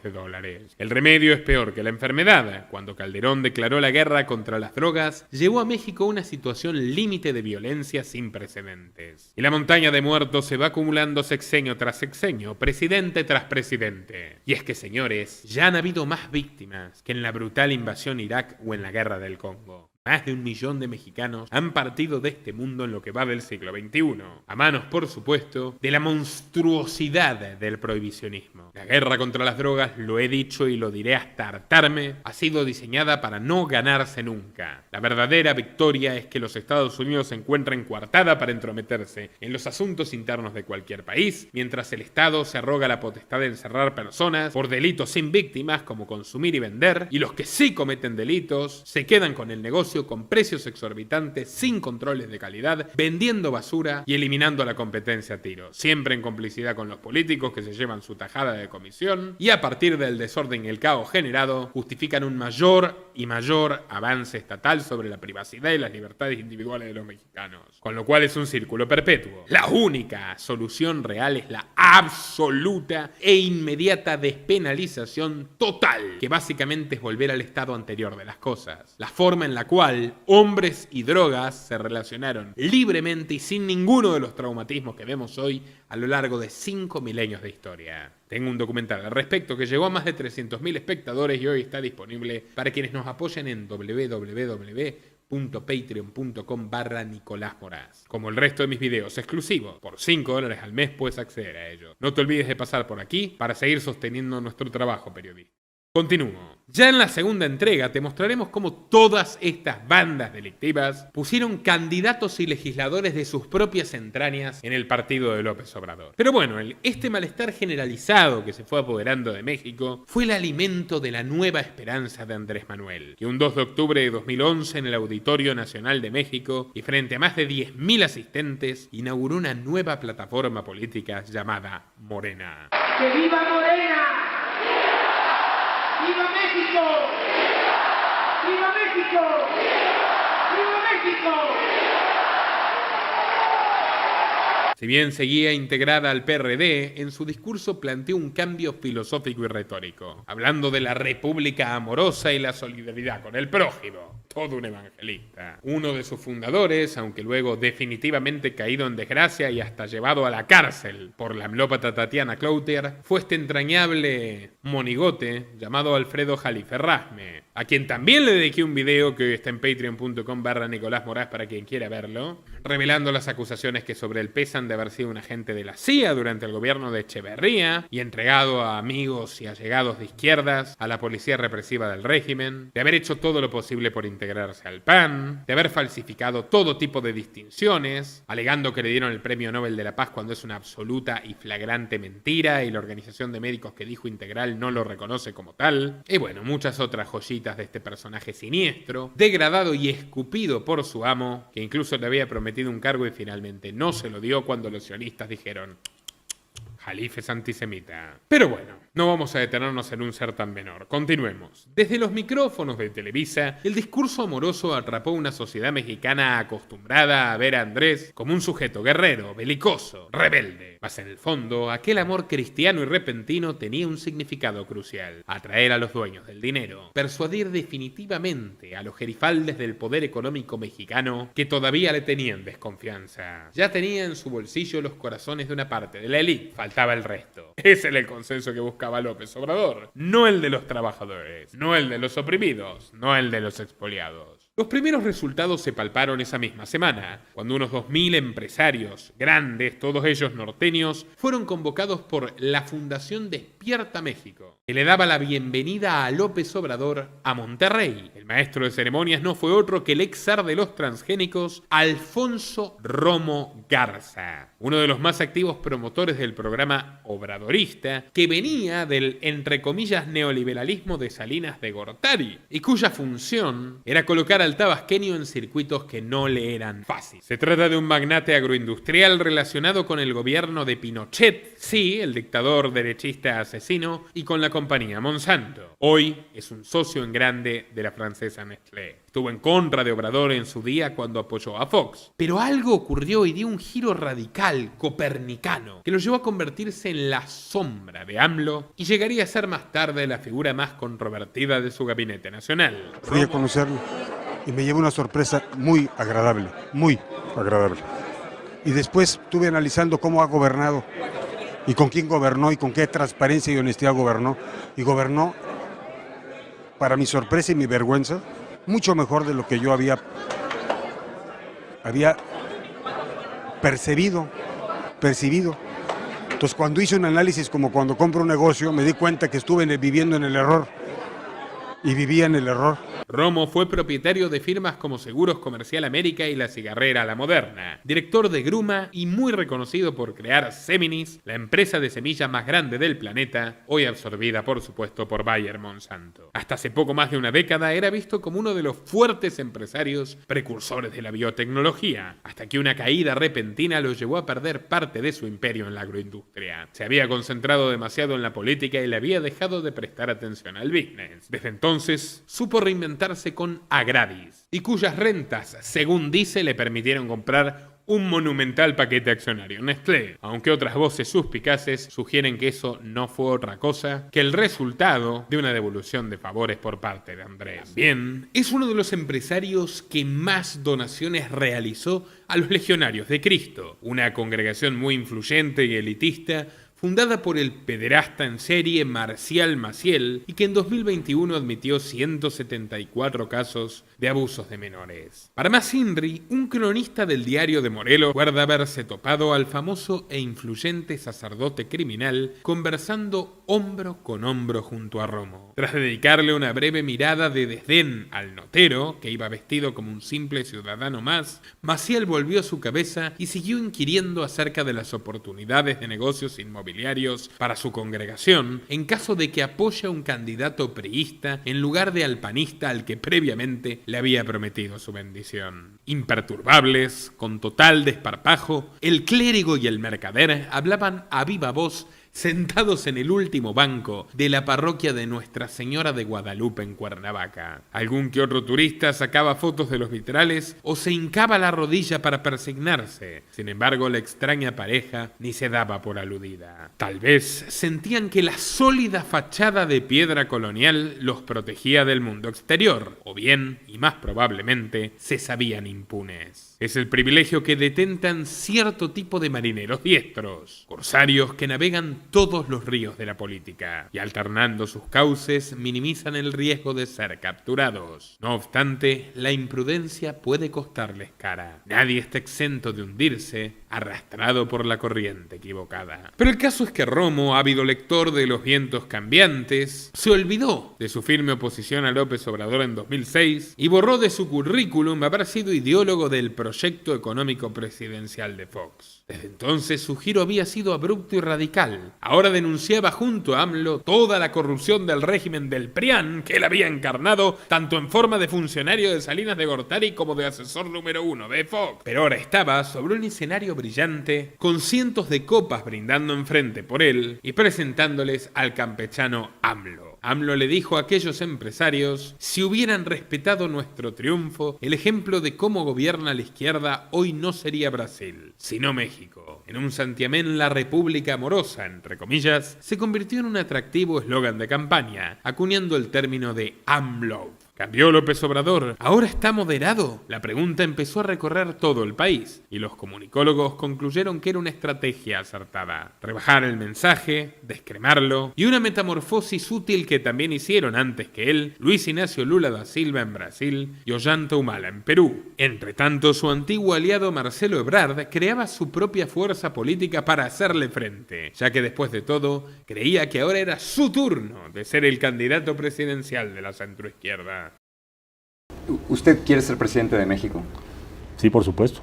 Sí lo he dicho y para eso me he estado preparando muchos años. Su gestión se había congraciado con los lobbies globalistas del imperio norteamericano como ninguna otra. En 2009 despenalizó la interrupción voluntaria del embarazo, pese a que el 76% de los mexicanos se oponían.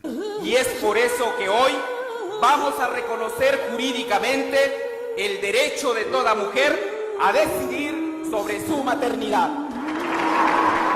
Fue la primera ciudad de Latinoamérica en hacerlo y todo esto mientras el vocero de la Arquidiócesis de México acusaba a Ebrard de poner en peligro mortal su alma y perderse la salvación eterna. Aclaremos, yo estoy a favor de despenalizar el aborto, pero en contra de promoverlo estatalmente, que es lo que hacen estos maltusianos, enemigos de la humanidad. Prosigo. A comienzos de 2012, los dos alcaldes de México llegaron a un acuerdo y convinieron en que decidiese la gente. Se realizaron 5 encuestas en las que AMLO salió ganando por mucho. Y de repente, el mismo sujeto agonizante que estuvo a punto de colapsar y de terminar completamente su carrera política hacía pocos años, se convirtió en el líder renovado de una enorme coalición integrada por el Partido de los Trabajadores, izquierdista total, Convergencia, el viejo PRD y Morena. Faltando un mes para los comicios, era el claro favorito, pero algo lo traicionó. Quizás su subconsciente comenzó a autoboicotearse, a cometer muchos errores. No estaba cómodo, no estaba todavía del todo aclimatado, del todo acomodado a ser un cachorro dócil de sus asesores. Su consultor político de cabecera, el uruguayo Luis Costa Bonino, aseguró que el partido parecía trabajar más para excusar su derrota que para conquistar su victoria. AMLO se mostraba como un hombre bonachón, sonriente y apático, e inspiraba sus discursos en textos obsoletos que había usado Barack Obama 4 años atrás. ¡Oh! Los nacionalistas mexicanos no dejan de sorprenderme. Pero el principal problema fueron las finanzas. La productora que lo filmaba acumulaba deudas terribles. Y Andrés Manuel tampoco cumplía sus compromisos, puesto que el lujoso tren de vida de su familia, que había pasado de la extrema privación a los cruceros turísticos por el Caribe, se estaba convirtiendo en un auténtico problema financiero para el partido. De hecho, faltaba el dinero hasta para pagar la grabación de los spots. El desorden era total. Respecto a Marcelo Ebrard, el publicista uruguayo menciona que el único aporte que hizo fue faltar repetidas veces a las rondas audiovisuales. Pero la estocada final llegó el 24 de mayo de 2012. Aquel día, Luis Mandoki y Costa Bonino se juntaron con empresarios en una reunión que tenía el carácter de top secret. El anfitrión fue ni más ni menos que Luis Creel, primo del panista Santiago Creel, y en la mesa estaban sentados Luis Orbañanos, presidente de Casa Geo, Elena Char, representante del grupo Comex, y dos importantes donantes del PRI. Según la versión que más tarde se haría conocida, Costa Bonino fue directo. Necesitamos conseguir $6 millones para ganar la campaña presidencial. Los demás temas los tenemos bajo control. Esta elección la vamos a ganar. Y al parecer,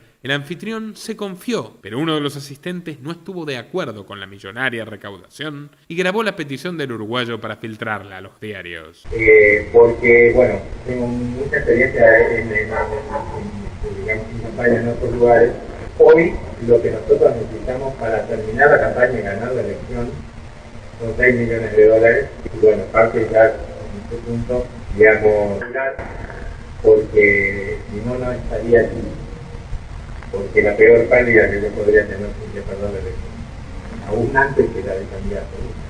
La nota apareció en primera plana del Universal. Mandoki y Costa Bonino negaron en redes sociales el pase de charola. Dijeron que todo fue un sabotaje manipulado con edición, para finalmente aceptar que habían estado juntos y negociando en esa casa lujosa de Lomas de Chapultepec. Y mírense qué lindas que son las Lomas de Chapultepec. ¿A quién no le gustaría vivir allí? Quizás con un ejército de guardaespaldas, pues es la única forma en la cual se puede estar seguro en México hoy. En fin, parecía como si la campaña se estuviese autosaboteando. Cuando Bonino le avisó a AMLO que necesitaba 2.000 carteles en la vía pública a lo largo del país, el candidato le dijo con displicencia que no era necesario, que ya estaba ganada. Al insistirle en que definitivamente no ganaría con esa actitud, AMLO se enojó, lo miró con furia y le respondió: bueno, pues no ganaremos entonces. Gente del entorno del futuro adláter presidencial Adán Augusto López me ha asegurado que en aquellos tiempos López Obrador había vuelto a sus hábitos etílicos de su juventud desviada. Y la verdad, visto lo visto, no me sorprendería. En esencia, la búsqueda de una utopía. Eso es lo que hace al Quijote caminar en busca de un ideal. Dicho y hecho, la profecía se cumplió. El priista Enrique Peña Nieto derrotó duro y parejo a López Obrador, sacándole más de 7 puntos de ventaja y de una manera humillante, porque era el PRI, el partido de la dictadura perfecta, de los 70 años de aberraciones, el que volvía a cargarse a la promesa de cambio. Burra al trigo, AMLO denunció fraude, ya sin la más mínima prueba de su lado. Convocó una multitud al Zócalo, que esta vez no fue tan multitudinaria, y con un chivo, 6 gallinas, 2 patos y 8 pollitos recién nacidos, hizo convencer a todos de que le habían robado la elección. Dijo que la gente del pueblo le entregó los animales, porque con ellos quisieron comprar su voto en favor de Enrique Peña Nieto.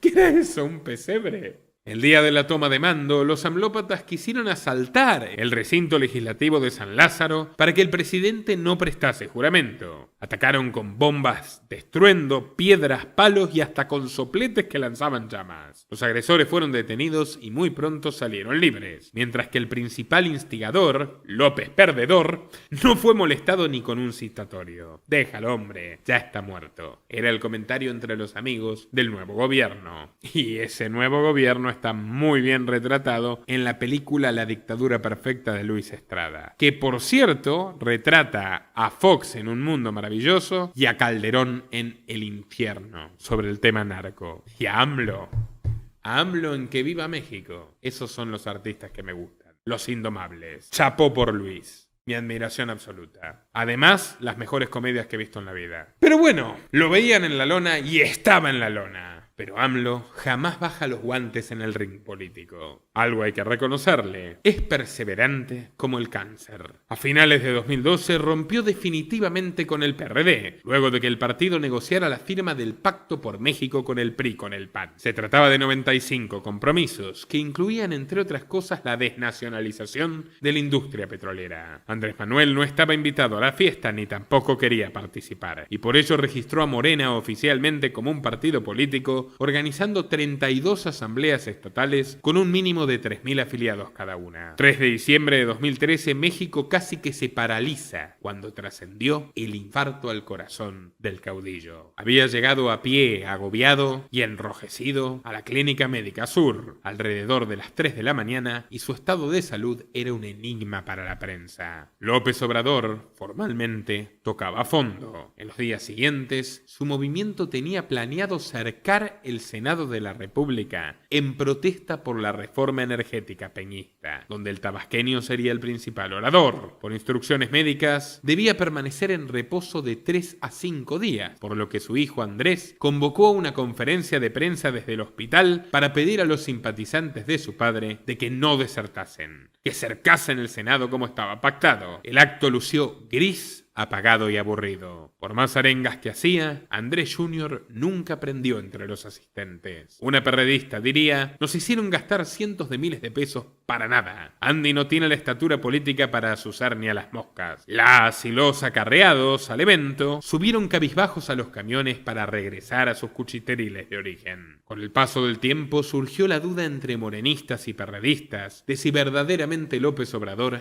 había sufrido un infarto o había sido tan solo un pretexto para no presidir el cerco. Y es que su paranoia estaba disparada. Si bien no era diestro en el uso del teléfono, estaba convencido de que todas las líneas de su familia estaban pinchadas, lo cual, conociendo al PRI, es más que probable. De hecho, compraba personalmente el café en el supermercado y comenzó a hacer que sus guardaespaldas prueben la comida por temor a ser envenenado. Como vemos, su salud mental estaba como la de Milei hoy. Pero en palabras de Elena Chávez, una cosa es segura: su ex jefe estuvo internado en una de las suites más caras del Hospital Clínica Médica Sur. Con los recursos públicos de los mexicanos, el secretario particular de AMLO compró seguros de vida para él y su grupo más cercano. Tiempo después, por el constante riesgo de enfrentar un segundo evento cardíaco, el político tabasqueño solicitó la atención médica directamente traída desde Cuba, en línea con su absoluta paranoia y haciendo todo lo posible para ocultarlo, a fin de no despertar suspicacias sobre el origen de sus recursos económicos. Pero otra vez, sería el gobierno de turno quien más colabore con el resurgimiento de la izquierda. Durante los años de Peña Nieto, el crimen, la inseguridad y la corrupción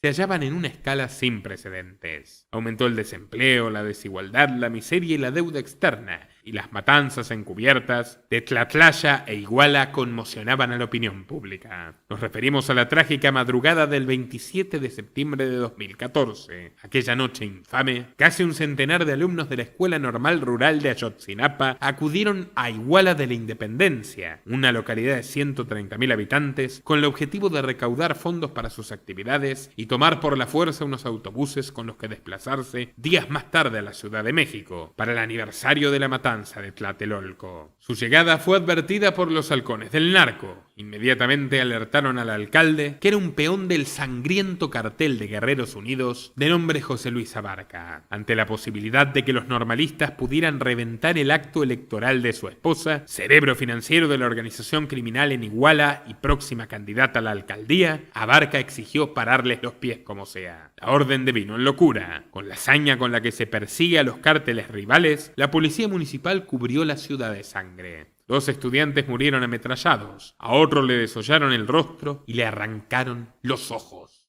Reproducimos esta declaración en contexto educativo y documental bajo los parámetros de esta plataforma.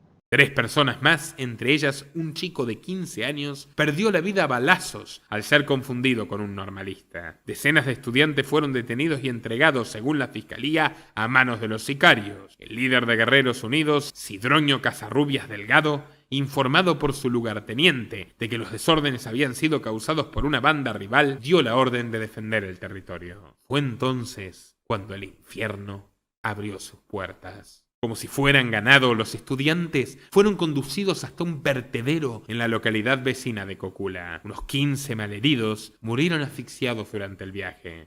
Los otros fueron ultimados uno por uno en el basurero. Los sicarios han declarado que con los cadáveres levantaron una inmensa y oscura pira. Apagadas las llamas, los restos fueron recogidos en bolsos de plástico negro y arrojados a un destino desconocido en las aguas del río San Juan. Pero la hoguera que aquella noche probablemente iluminó el rostro de los criminales nunca llegó a extinguirse. Hasta el día de hoy, los restos de los 43 estudiantes de Ayotzinapa siguen desaparecidos. La masacre de Iguala fue una estocada brutal en la popularidad del joven presidente, que era básicamente un galancito de telenovelas. Más hueco, Dios mío, que el corazón de Francisco. En 2015 a Peña Nieto le quedaba apenas un 20% de aprobación popular. 2 años más tarde estaba en un crítico 10%, el mínimo histórico total. Mientras AMLO se frotaba las manos viendo cómo él subía en las encuestas, usando y exprimiendo la matanza de aquellos estudiantes como herramienta propagandística, siendo que él no era menos títere del narco que los otros. Pero ¿qué es lo más cínico y siniestro de todo? Bueno, que López Obrador, además, fue un vil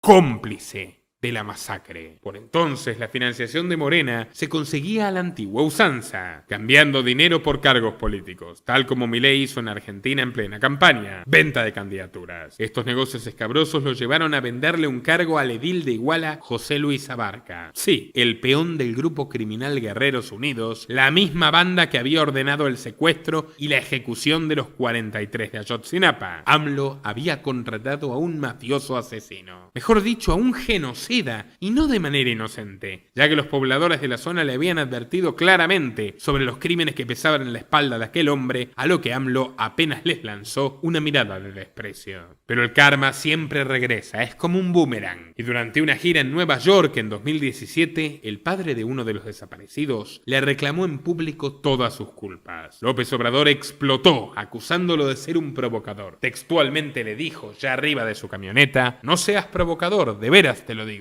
Sinceramente, cállate. Y para la historia quedó esa fotografía que muestra la furia del tabasqueño. Le voy a hablar de lo que pasó conmigo. La reacción que usted, la grabación que usted puso, es en ese momento yo no estaba en todo en ese mar de personas. No estaba ahí, estaba a cierta distancia. De hecho, yo no tuve participación ahí, o sea, no era mi, pues a lo que yo iba, era simplemente para hacer un par de preguntas, y eso es todo, a esperar la oportunidad cuando llegase el momento de preguntas y respuestas. Al ver esto, creo que esto no va a ser posible y tendí a retirarme. Me retiré y salí a la calle, había más reporteros. Me esperé unos momentos y él también ya iba saliendo, ¿no? Con el mar de reporteros y personas no simpatizantes. Y bueno, también dije, bueno, creo que no va a haber oportunidad de preguntarle, ¿no? Pues estas 2 preguntas o 3 preguntas que tengo para él. ¿Qué le quería preguntar? Y está muy claro el video, ¿no? Que lo que le pregunté es que, o sea, que había hecho, si había dicho algo, ¿no? Acerca del asesinato de 2 estudiantes cuando Aguirre estaba como gobernador interino en ese entonces. Ángel Aguirre y Rivero. Claro, ¿no? Sí, ¿perdón? Ángel Aguirre Rivero. Sí, exactamente. Gobernador perredista, exactamente. ¿no? Exgobernador perredista, exactamente. Sí, así es. Entonces, pues, esa fue una, y la otra, pues, con la relación, ¿no? Con estas personas, los Abarca y saber, o sea, de nuestros hijos, ¿no? Pero no había, dije, yo creo que ya no lo voy a hacer porque, pues, estaba en un mar de personas, ¿no? Y dije, no. Pero se me ocurrió la idea, cuando él abordase su coche, dije, pues, ojalá, y me dé chance 1 minuto o 2 minutos de intercambiar algunas palabras, ¿no? O las preguntas que yo le quiero hacer, a ver cuál es su respuesta de este señor. Respeto a todas las personas, respeto su ideología, respeto a Manuel también en su política, ¿sí? nosotros no estamos con ningún partido político, ¿sí? Y lo que pasó fue eso, bueno, vi la oportunidad, ¿no? De preguntarle, y la respuesta pues fue, no esperaba lo que me contestó, ¿no? Sí. Y yo quizás esperaba otra cosa, ¿qué? No lo sé. No que le dijeran que era provocador, ¿no? Exactamente, o sea, no esperaba que me dijera provocador o bueno, la otra, no, pues pregúntale a los militares, ¿no? O sea, preguntándole, ¿no? Por nuestros hijos. ¿Sí? Y en cierta forma él trató como de, bueno, pues las personas me han dicho, ¿no? Que él trató como de empujarme, ¿no? De hacerme un lado con su mano. Ya como presidente les prometió a los padres de los 43 normalistas que en su gobierno se sabría la verdad y hasta se podría localizar con vida a los estudiantes. Pero la verdad fue que dejó libre a más de la mitad de los detenidos por el caso, incluyendo al líder de Guerreros Unidos, alias El Mochomo, quien coordinó el secuestro y la masacre. López Obrador tiene las manos manchadas de sangre y no tuvo reparos en estrecharlas con otro de su club. Cuando visitó el Vaticano en 2015, fue recibido por el Papa Francisco, el mismo que en épocas de la dictadura de Videla entregó a sus ex mentores, los curas Jolio y Yalix, por puros celos y con cargos falsos de colaboración con la guerrilla para que sean brutal y ferozmente torturados por la Marina. El mismo que entregó a la catequista María Emilia Miñone, que fue torturada, violada y lanzada aún viva en un vuelo de la muerte a las aguas del Río de la Plata. AMLO y Francisco, que hoy patrocina, por ejemplo, al mayor traficante de órganos del mundo, el viceministro de Salud chino Wen Jiefú, quien mata a adolescentes católicos por ser católicos, para vender sus riñones a países pobres de Asia. Pero claro, no hablaron de estas cosas. Conversaron sobre la ayuda hacia los más pobres y el perdón al prójimo. Y luego AMLO le entregó una carta halagadora donde lo invitaba a México para darle un gran aliento para nuestro sufrido pueblo. Sin embargo, hubo un momento para la solemnidad. Igual que lo haría con el rey de España, el peje se atrevió a exigir un perdón de la Iglesia Católica por las matanzas de la conquista. Ay, Dios mío, y esperen a la segunda entrega para ver lo que él le ha hecho a los indígenas en su gobierno, porque no tiene nombre. Lo hizo tantas veces que el Papa se terminó hartando de AMLO. Sí, cita literal. Y ya ampliaremos en la segunda entrega. Por si fuera poco, López Obrador volvió a vestirse de Caín y mató a otro de sus hermanos. Bueno, pero esta vez figurativamente. ¿De qué forma? Se preguntarán. Desconociendo a su hermano Arturo, hijo de misma madre y mismo padre, solo porque en una elección local de Veracruz confesó que votaría por el candidato del PRI y no por el de Morena. Claro, no iba a votar al asesino de José. Entonces el líder prepotente salió a contestarle. En la familia siempre hay alguien que desentona, que le gusta acomodarse. Se dice en el argot, en el AMPA de la política, acolarse. Y son aspiracionistas. No tienen ideales, no tienen principios. Por eso, yo ya no tengo hermanos. Arturo López Obrador contestó en televisión, fulminándolo con estas palabras. Él no solamente habla de mí, dice que ya no tiene hermanos. Ya se le olvidó que nosotros lo apoyamos cuando no tenía ni para la gasolina. Él se compara con Vicente Guerrero, dice que la patria es primero, pero no. La verdad es que su filosofía es que la filosofía del yo primero. Él no puede andar por el mundo echando culpas y diciendo de que, es que hubo fraude. Eso es lo que siempre dice él, hubo fraude. Y luego cuando le conviene se acomoda, ¿no? Y cuando se le conviene también se deslinda.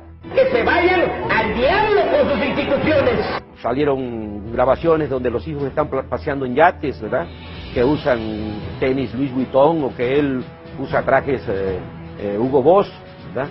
Él ha sido cuestionado en varias ocasiones por su actitud tirana, por su actitud egoísta, que es un doble discurso. Creo esta polémica es que no puede uno apoyar a un candidato o a una persona de su preferencia porque ya se enoja el señor.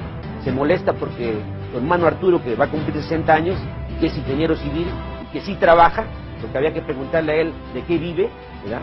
Yo vivo de mi salario, yo trabajo todos los días, soy ingeniero civil titulado, y había que preguntarle a él, bueno, de qué vive desde que se dedica a la política. Parece que el Mesías tropical tenía talento para ganarse el odio de sus allegados, mientras cultivaba la veneración de los lejanos. En la misma época, su amiga escritora Guadalupe Loaesa también salió a declarar que dejaría de apoyarlo porque según ella era un hombre muy radical, muy violento en su fuero íntimo, sectario y vengativo, que está en constantes ataques de iras y que no soporta la más mínima crítica. Y si no, veamos cómo eligió al candidato de Morena para competir por la Ciudad de México. En un principio el partido acordó utilizar encuestas para que la gente lo decida, pero AMLO manipuló abiertamente los resultados, lo cual ya volverá a suceder en el futuro, y así logró imponer a quien mejor garantizaría sus intereses, sin oposición ni condiciones. Hablamos, por supuesto, de Claudia Sheinbaum, elegida a dedo como buena socialista. ¿Sabes cómo hacer eso? Pues le dije, creo que sí, con un equipo. Y ya, a partir de ahí fue que me incorporé al gobierno y de ahí pues establecimos una relación, pues yo creo que de mucha confianza y trabajo. Cuando llovieron las críticas, Sheinbaum se resguardó en la violencia de género, la misma en la que ella nunca había creído ni defendido. Desde que López Obrador dejó el gobierno del DF, la figura de la nueva presidenta mexicana se había agigantado. De origen judío sefardita y autodefinida como científica ambiental y energética, fue becada por la Fundación Rockefeller y se unió al grupo intergubernamental de expertos sobre el cambio climático de la ONU, corredactando la Agenda 2030. Dicha agencia compartió el Premio Nobel de la Paz con Al Gore, el mismo año que el vicepresidente de Clinton lanzó su documental de los ositos polares que se iban a extinguir en la Pachamama. Leaders from across this society, civic and business and political leaders, came together and became part of a movement to make political will a renewable resource. Muchas gracias. Pero los osos polares no se extinguieron, de hecho ahora hay más que nunca. Deberían quitarle el Nobel. Cuando López Obrador la contrató en el 2000, veía en esta dama de hielo un perfil íntegramente globalista que llegaría lejos. Ahora la profecía se había hecho realidad y le aseguraba a Morena un trato armónico con los siempre agresivos vecinos del norte. Como jefa de gobierno mejoramos el medio ambiente de la ciudad, te platico. 44 millones de árboles y plantas sembradas, 17 parques nuevos, 2022 el año más limpio, 2 plantas de reciclamiento de basura, la planta solar en los techos de la central de abasto, movilidad sustentable, sectorización de la red de agua potable, más de 62,000 viviendas con captación de agua de lluvia y 26 hectáreas de humedales, reducción de emisiones que provocan el cambio climático. Creo en un México sustentable y con bienestar. Claudia Sheinbaum, presidenta, por la candidatura de Morena. Para que no sobraran dudas, AMLO encaró, con Ackerman de traductor al lado, una gira por Wall Street y en septiembre de 2017 se reunió con los inversionistas de BlackRock, que en su gobierno se convertiría en la principal corporación de la Bolsa de México, porque se quedó hasta con el agua de los floreros. Y por supuesto, JP Morgan de los Rockefeller, los patrones de Claudia y de John, y Citibank, uno por uno, le fue a decir: señores, no se asusten, díganme lo que tengo que hacer y lo hago. Y lo peor es que ni lo disimuló. Fue tan payaso, tan desvergonzado, tan chupamedias, y lo publicó en su propio documental proselitista. No te creas que Tepetitán está muy lejos de Nueva York. Tenemos que hablar con inversionistas, con empresarios, para que no se asusten. Les estamos diciendo que el cambio va a consistir fundamentalmente en acabar con la corrupción. Es el principal problema de México. Va a haber equilibrios macroeconómicos. Vamos a ser respetuosos de la autonomía del Banco de México. No vamos a aumentar impuestos en términos reales. No vamos a endeudar al país. Cero déficit. Cuestión que ni siquiera puedan sospechar que les estaba mintiendo en privado. También selló una alianza con elementos sumamente conservadores, como los lobbies pentecostales evangélicos, que vendían la salvación a cambio de unos pesitos y de un voto para Morena. AMLO sumó a su coalición al Partido Encuentro Social, una organización protestante confesional y de ultraderecha, homófoba e intolerante, e incluyó entre sus asesores a Arturo Farela, un lobista profesional con contactos en la Iglesia La Luz del Mundo, cuyo líder Naasón Joaquín García se encuentra procesado en California por delitos sexuales. Pero en materia religiosa, López Obrador juega como un maestro a la ambigüedad. O como diría Maná, labios compartidos, labios divididos, mi amor. Y es que mientras abrazaba a los pastores, su segunda esposa Beatriz Gutiérrez Müller, la güerita, se reunía con el obispo local de cada punto de campaña, montando una suerte de gira paralela para seducir a la cúpula católica. Obviamente los papistas más radicales se mostraban reacios a Morena por su complicidad con los evangélicos, pero AMLO insistía en que lleva una imagen de la Virgen de Guadalupe en su cartera. Curioso protestante, ¿qué diría Lutero si lo supiese? Paralelamente, el PG continuaba recaudando en las sombras. ¿Se acuerdan de la investigación de la DEA? Bueno, el mismo expediente revela que uno de los confidentes más cercanos de López Obrador se había reunido con Ismael El Mayo Zambada García, alto líder del cártel de Sinaloa, poco antes de su victoria en las elecciones de 2018. Otra fuente declaraba que un violento fundador del cártel de los Zetas pagó $4 millones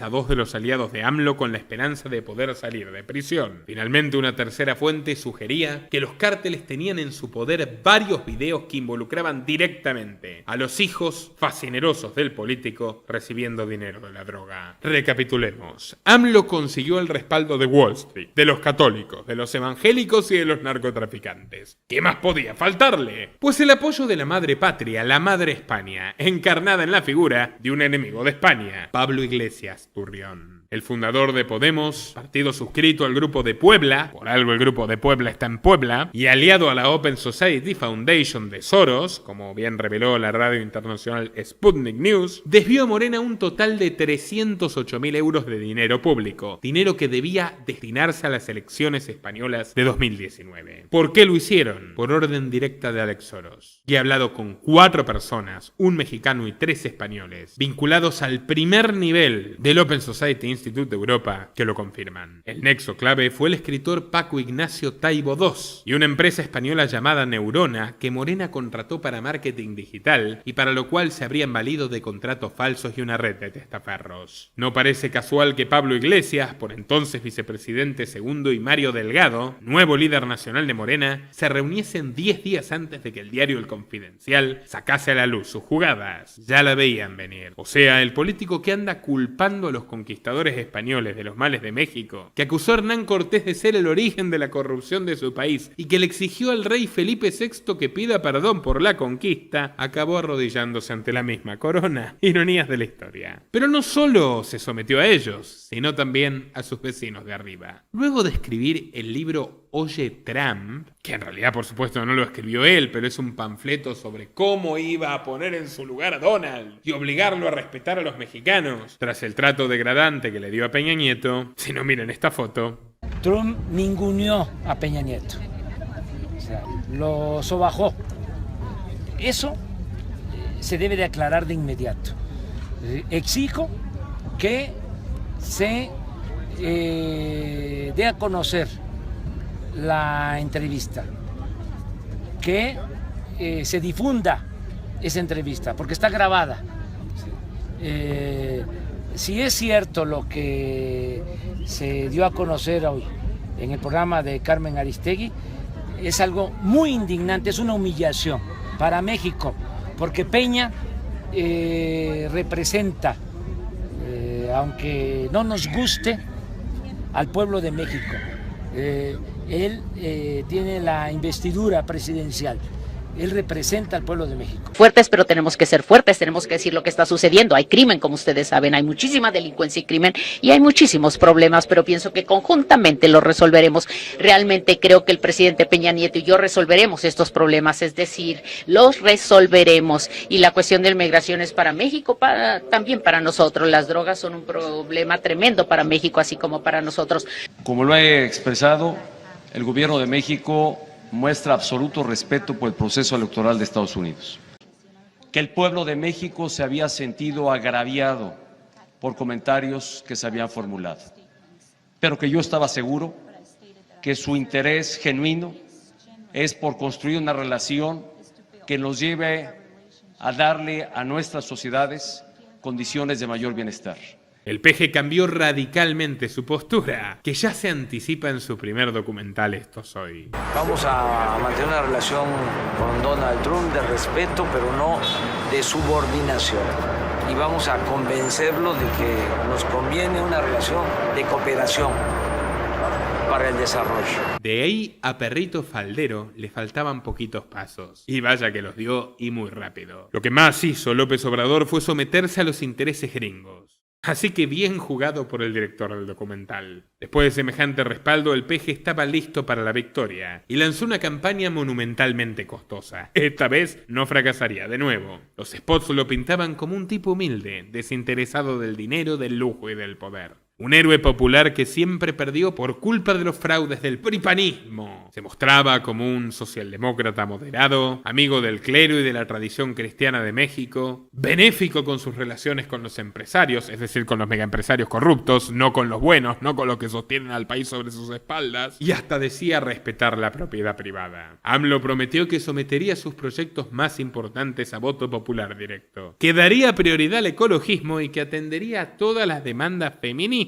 Soros Cash. Aunque evitó hablar en campaña del aborto y del matrimonio homosexual. También aseguró que revertiría la reforma educativa de Enrique Peña Nieto, así como su reforma energética, aunque en la práctica acabaría estatizando el litio para vedar el acceso a los chinos y obsequiárselo a los estadounidenses, con Elon Musk a la cabeza. Para hacerla completa, AMLO consiguió una enorme cantidad de bots, convirtiéndose en el candidato que más ha utilizado la tramoya de la falsificación de opinión pública digital para inflar su cantidad de seguidores. De hecho, la coalición del PRI-PAN presentó una demanda por esto ante el Instituto Nacional Electoral que no prosperó. El cierre de campaña se celebró con el icónico Estadio Azteca y una capacidad de 100.000 personas repleto. Muchos seguidores quedaron afuera y otros cientos de miles siguieron la transmisión por internet, mientras sus bots hacían tendencia mundial el hashtag AMLOFest. En su camino al estrado, el candidato se tomó una fotografía con una bandera del arco iris, haciéndole un pequeño guiño a los lobbies LGBT. El domingo 1 de julio, los mexicanos votaron de forma abrumadora y aquella noche el INE anunció que finalmente AMLO no se iba a quejar. Ya no diría que hubo fraude. No, ganaba con el 53% de los votos de manera aplastante, dejando al panista Ricardo Anaya Cortés 30 puntos atrás con un magro 22%. Por primera vez en los últimos 78 años, los mexicanos eligieron a un izquierdista. Nacía una nueva ilusión en la tierra azteca.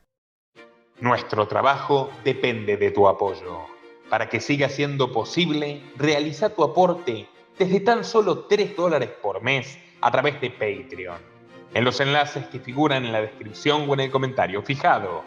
También podés hacerlo vía Bitcoin o desde la opción Unirse de YouTube. Y si estás en Argentina, elegí el medio de pago de tu preferencia a través de Mercado Pago. Quienes nos apoyen en Patreon desde $5 mensuales tendrán acceso a análisis, entrevistas, conferencias y documentales exclusivos. También tenemos opciones para sponsors, así que publicita con nosotros a través de patreon.com/Nicolás Moraz.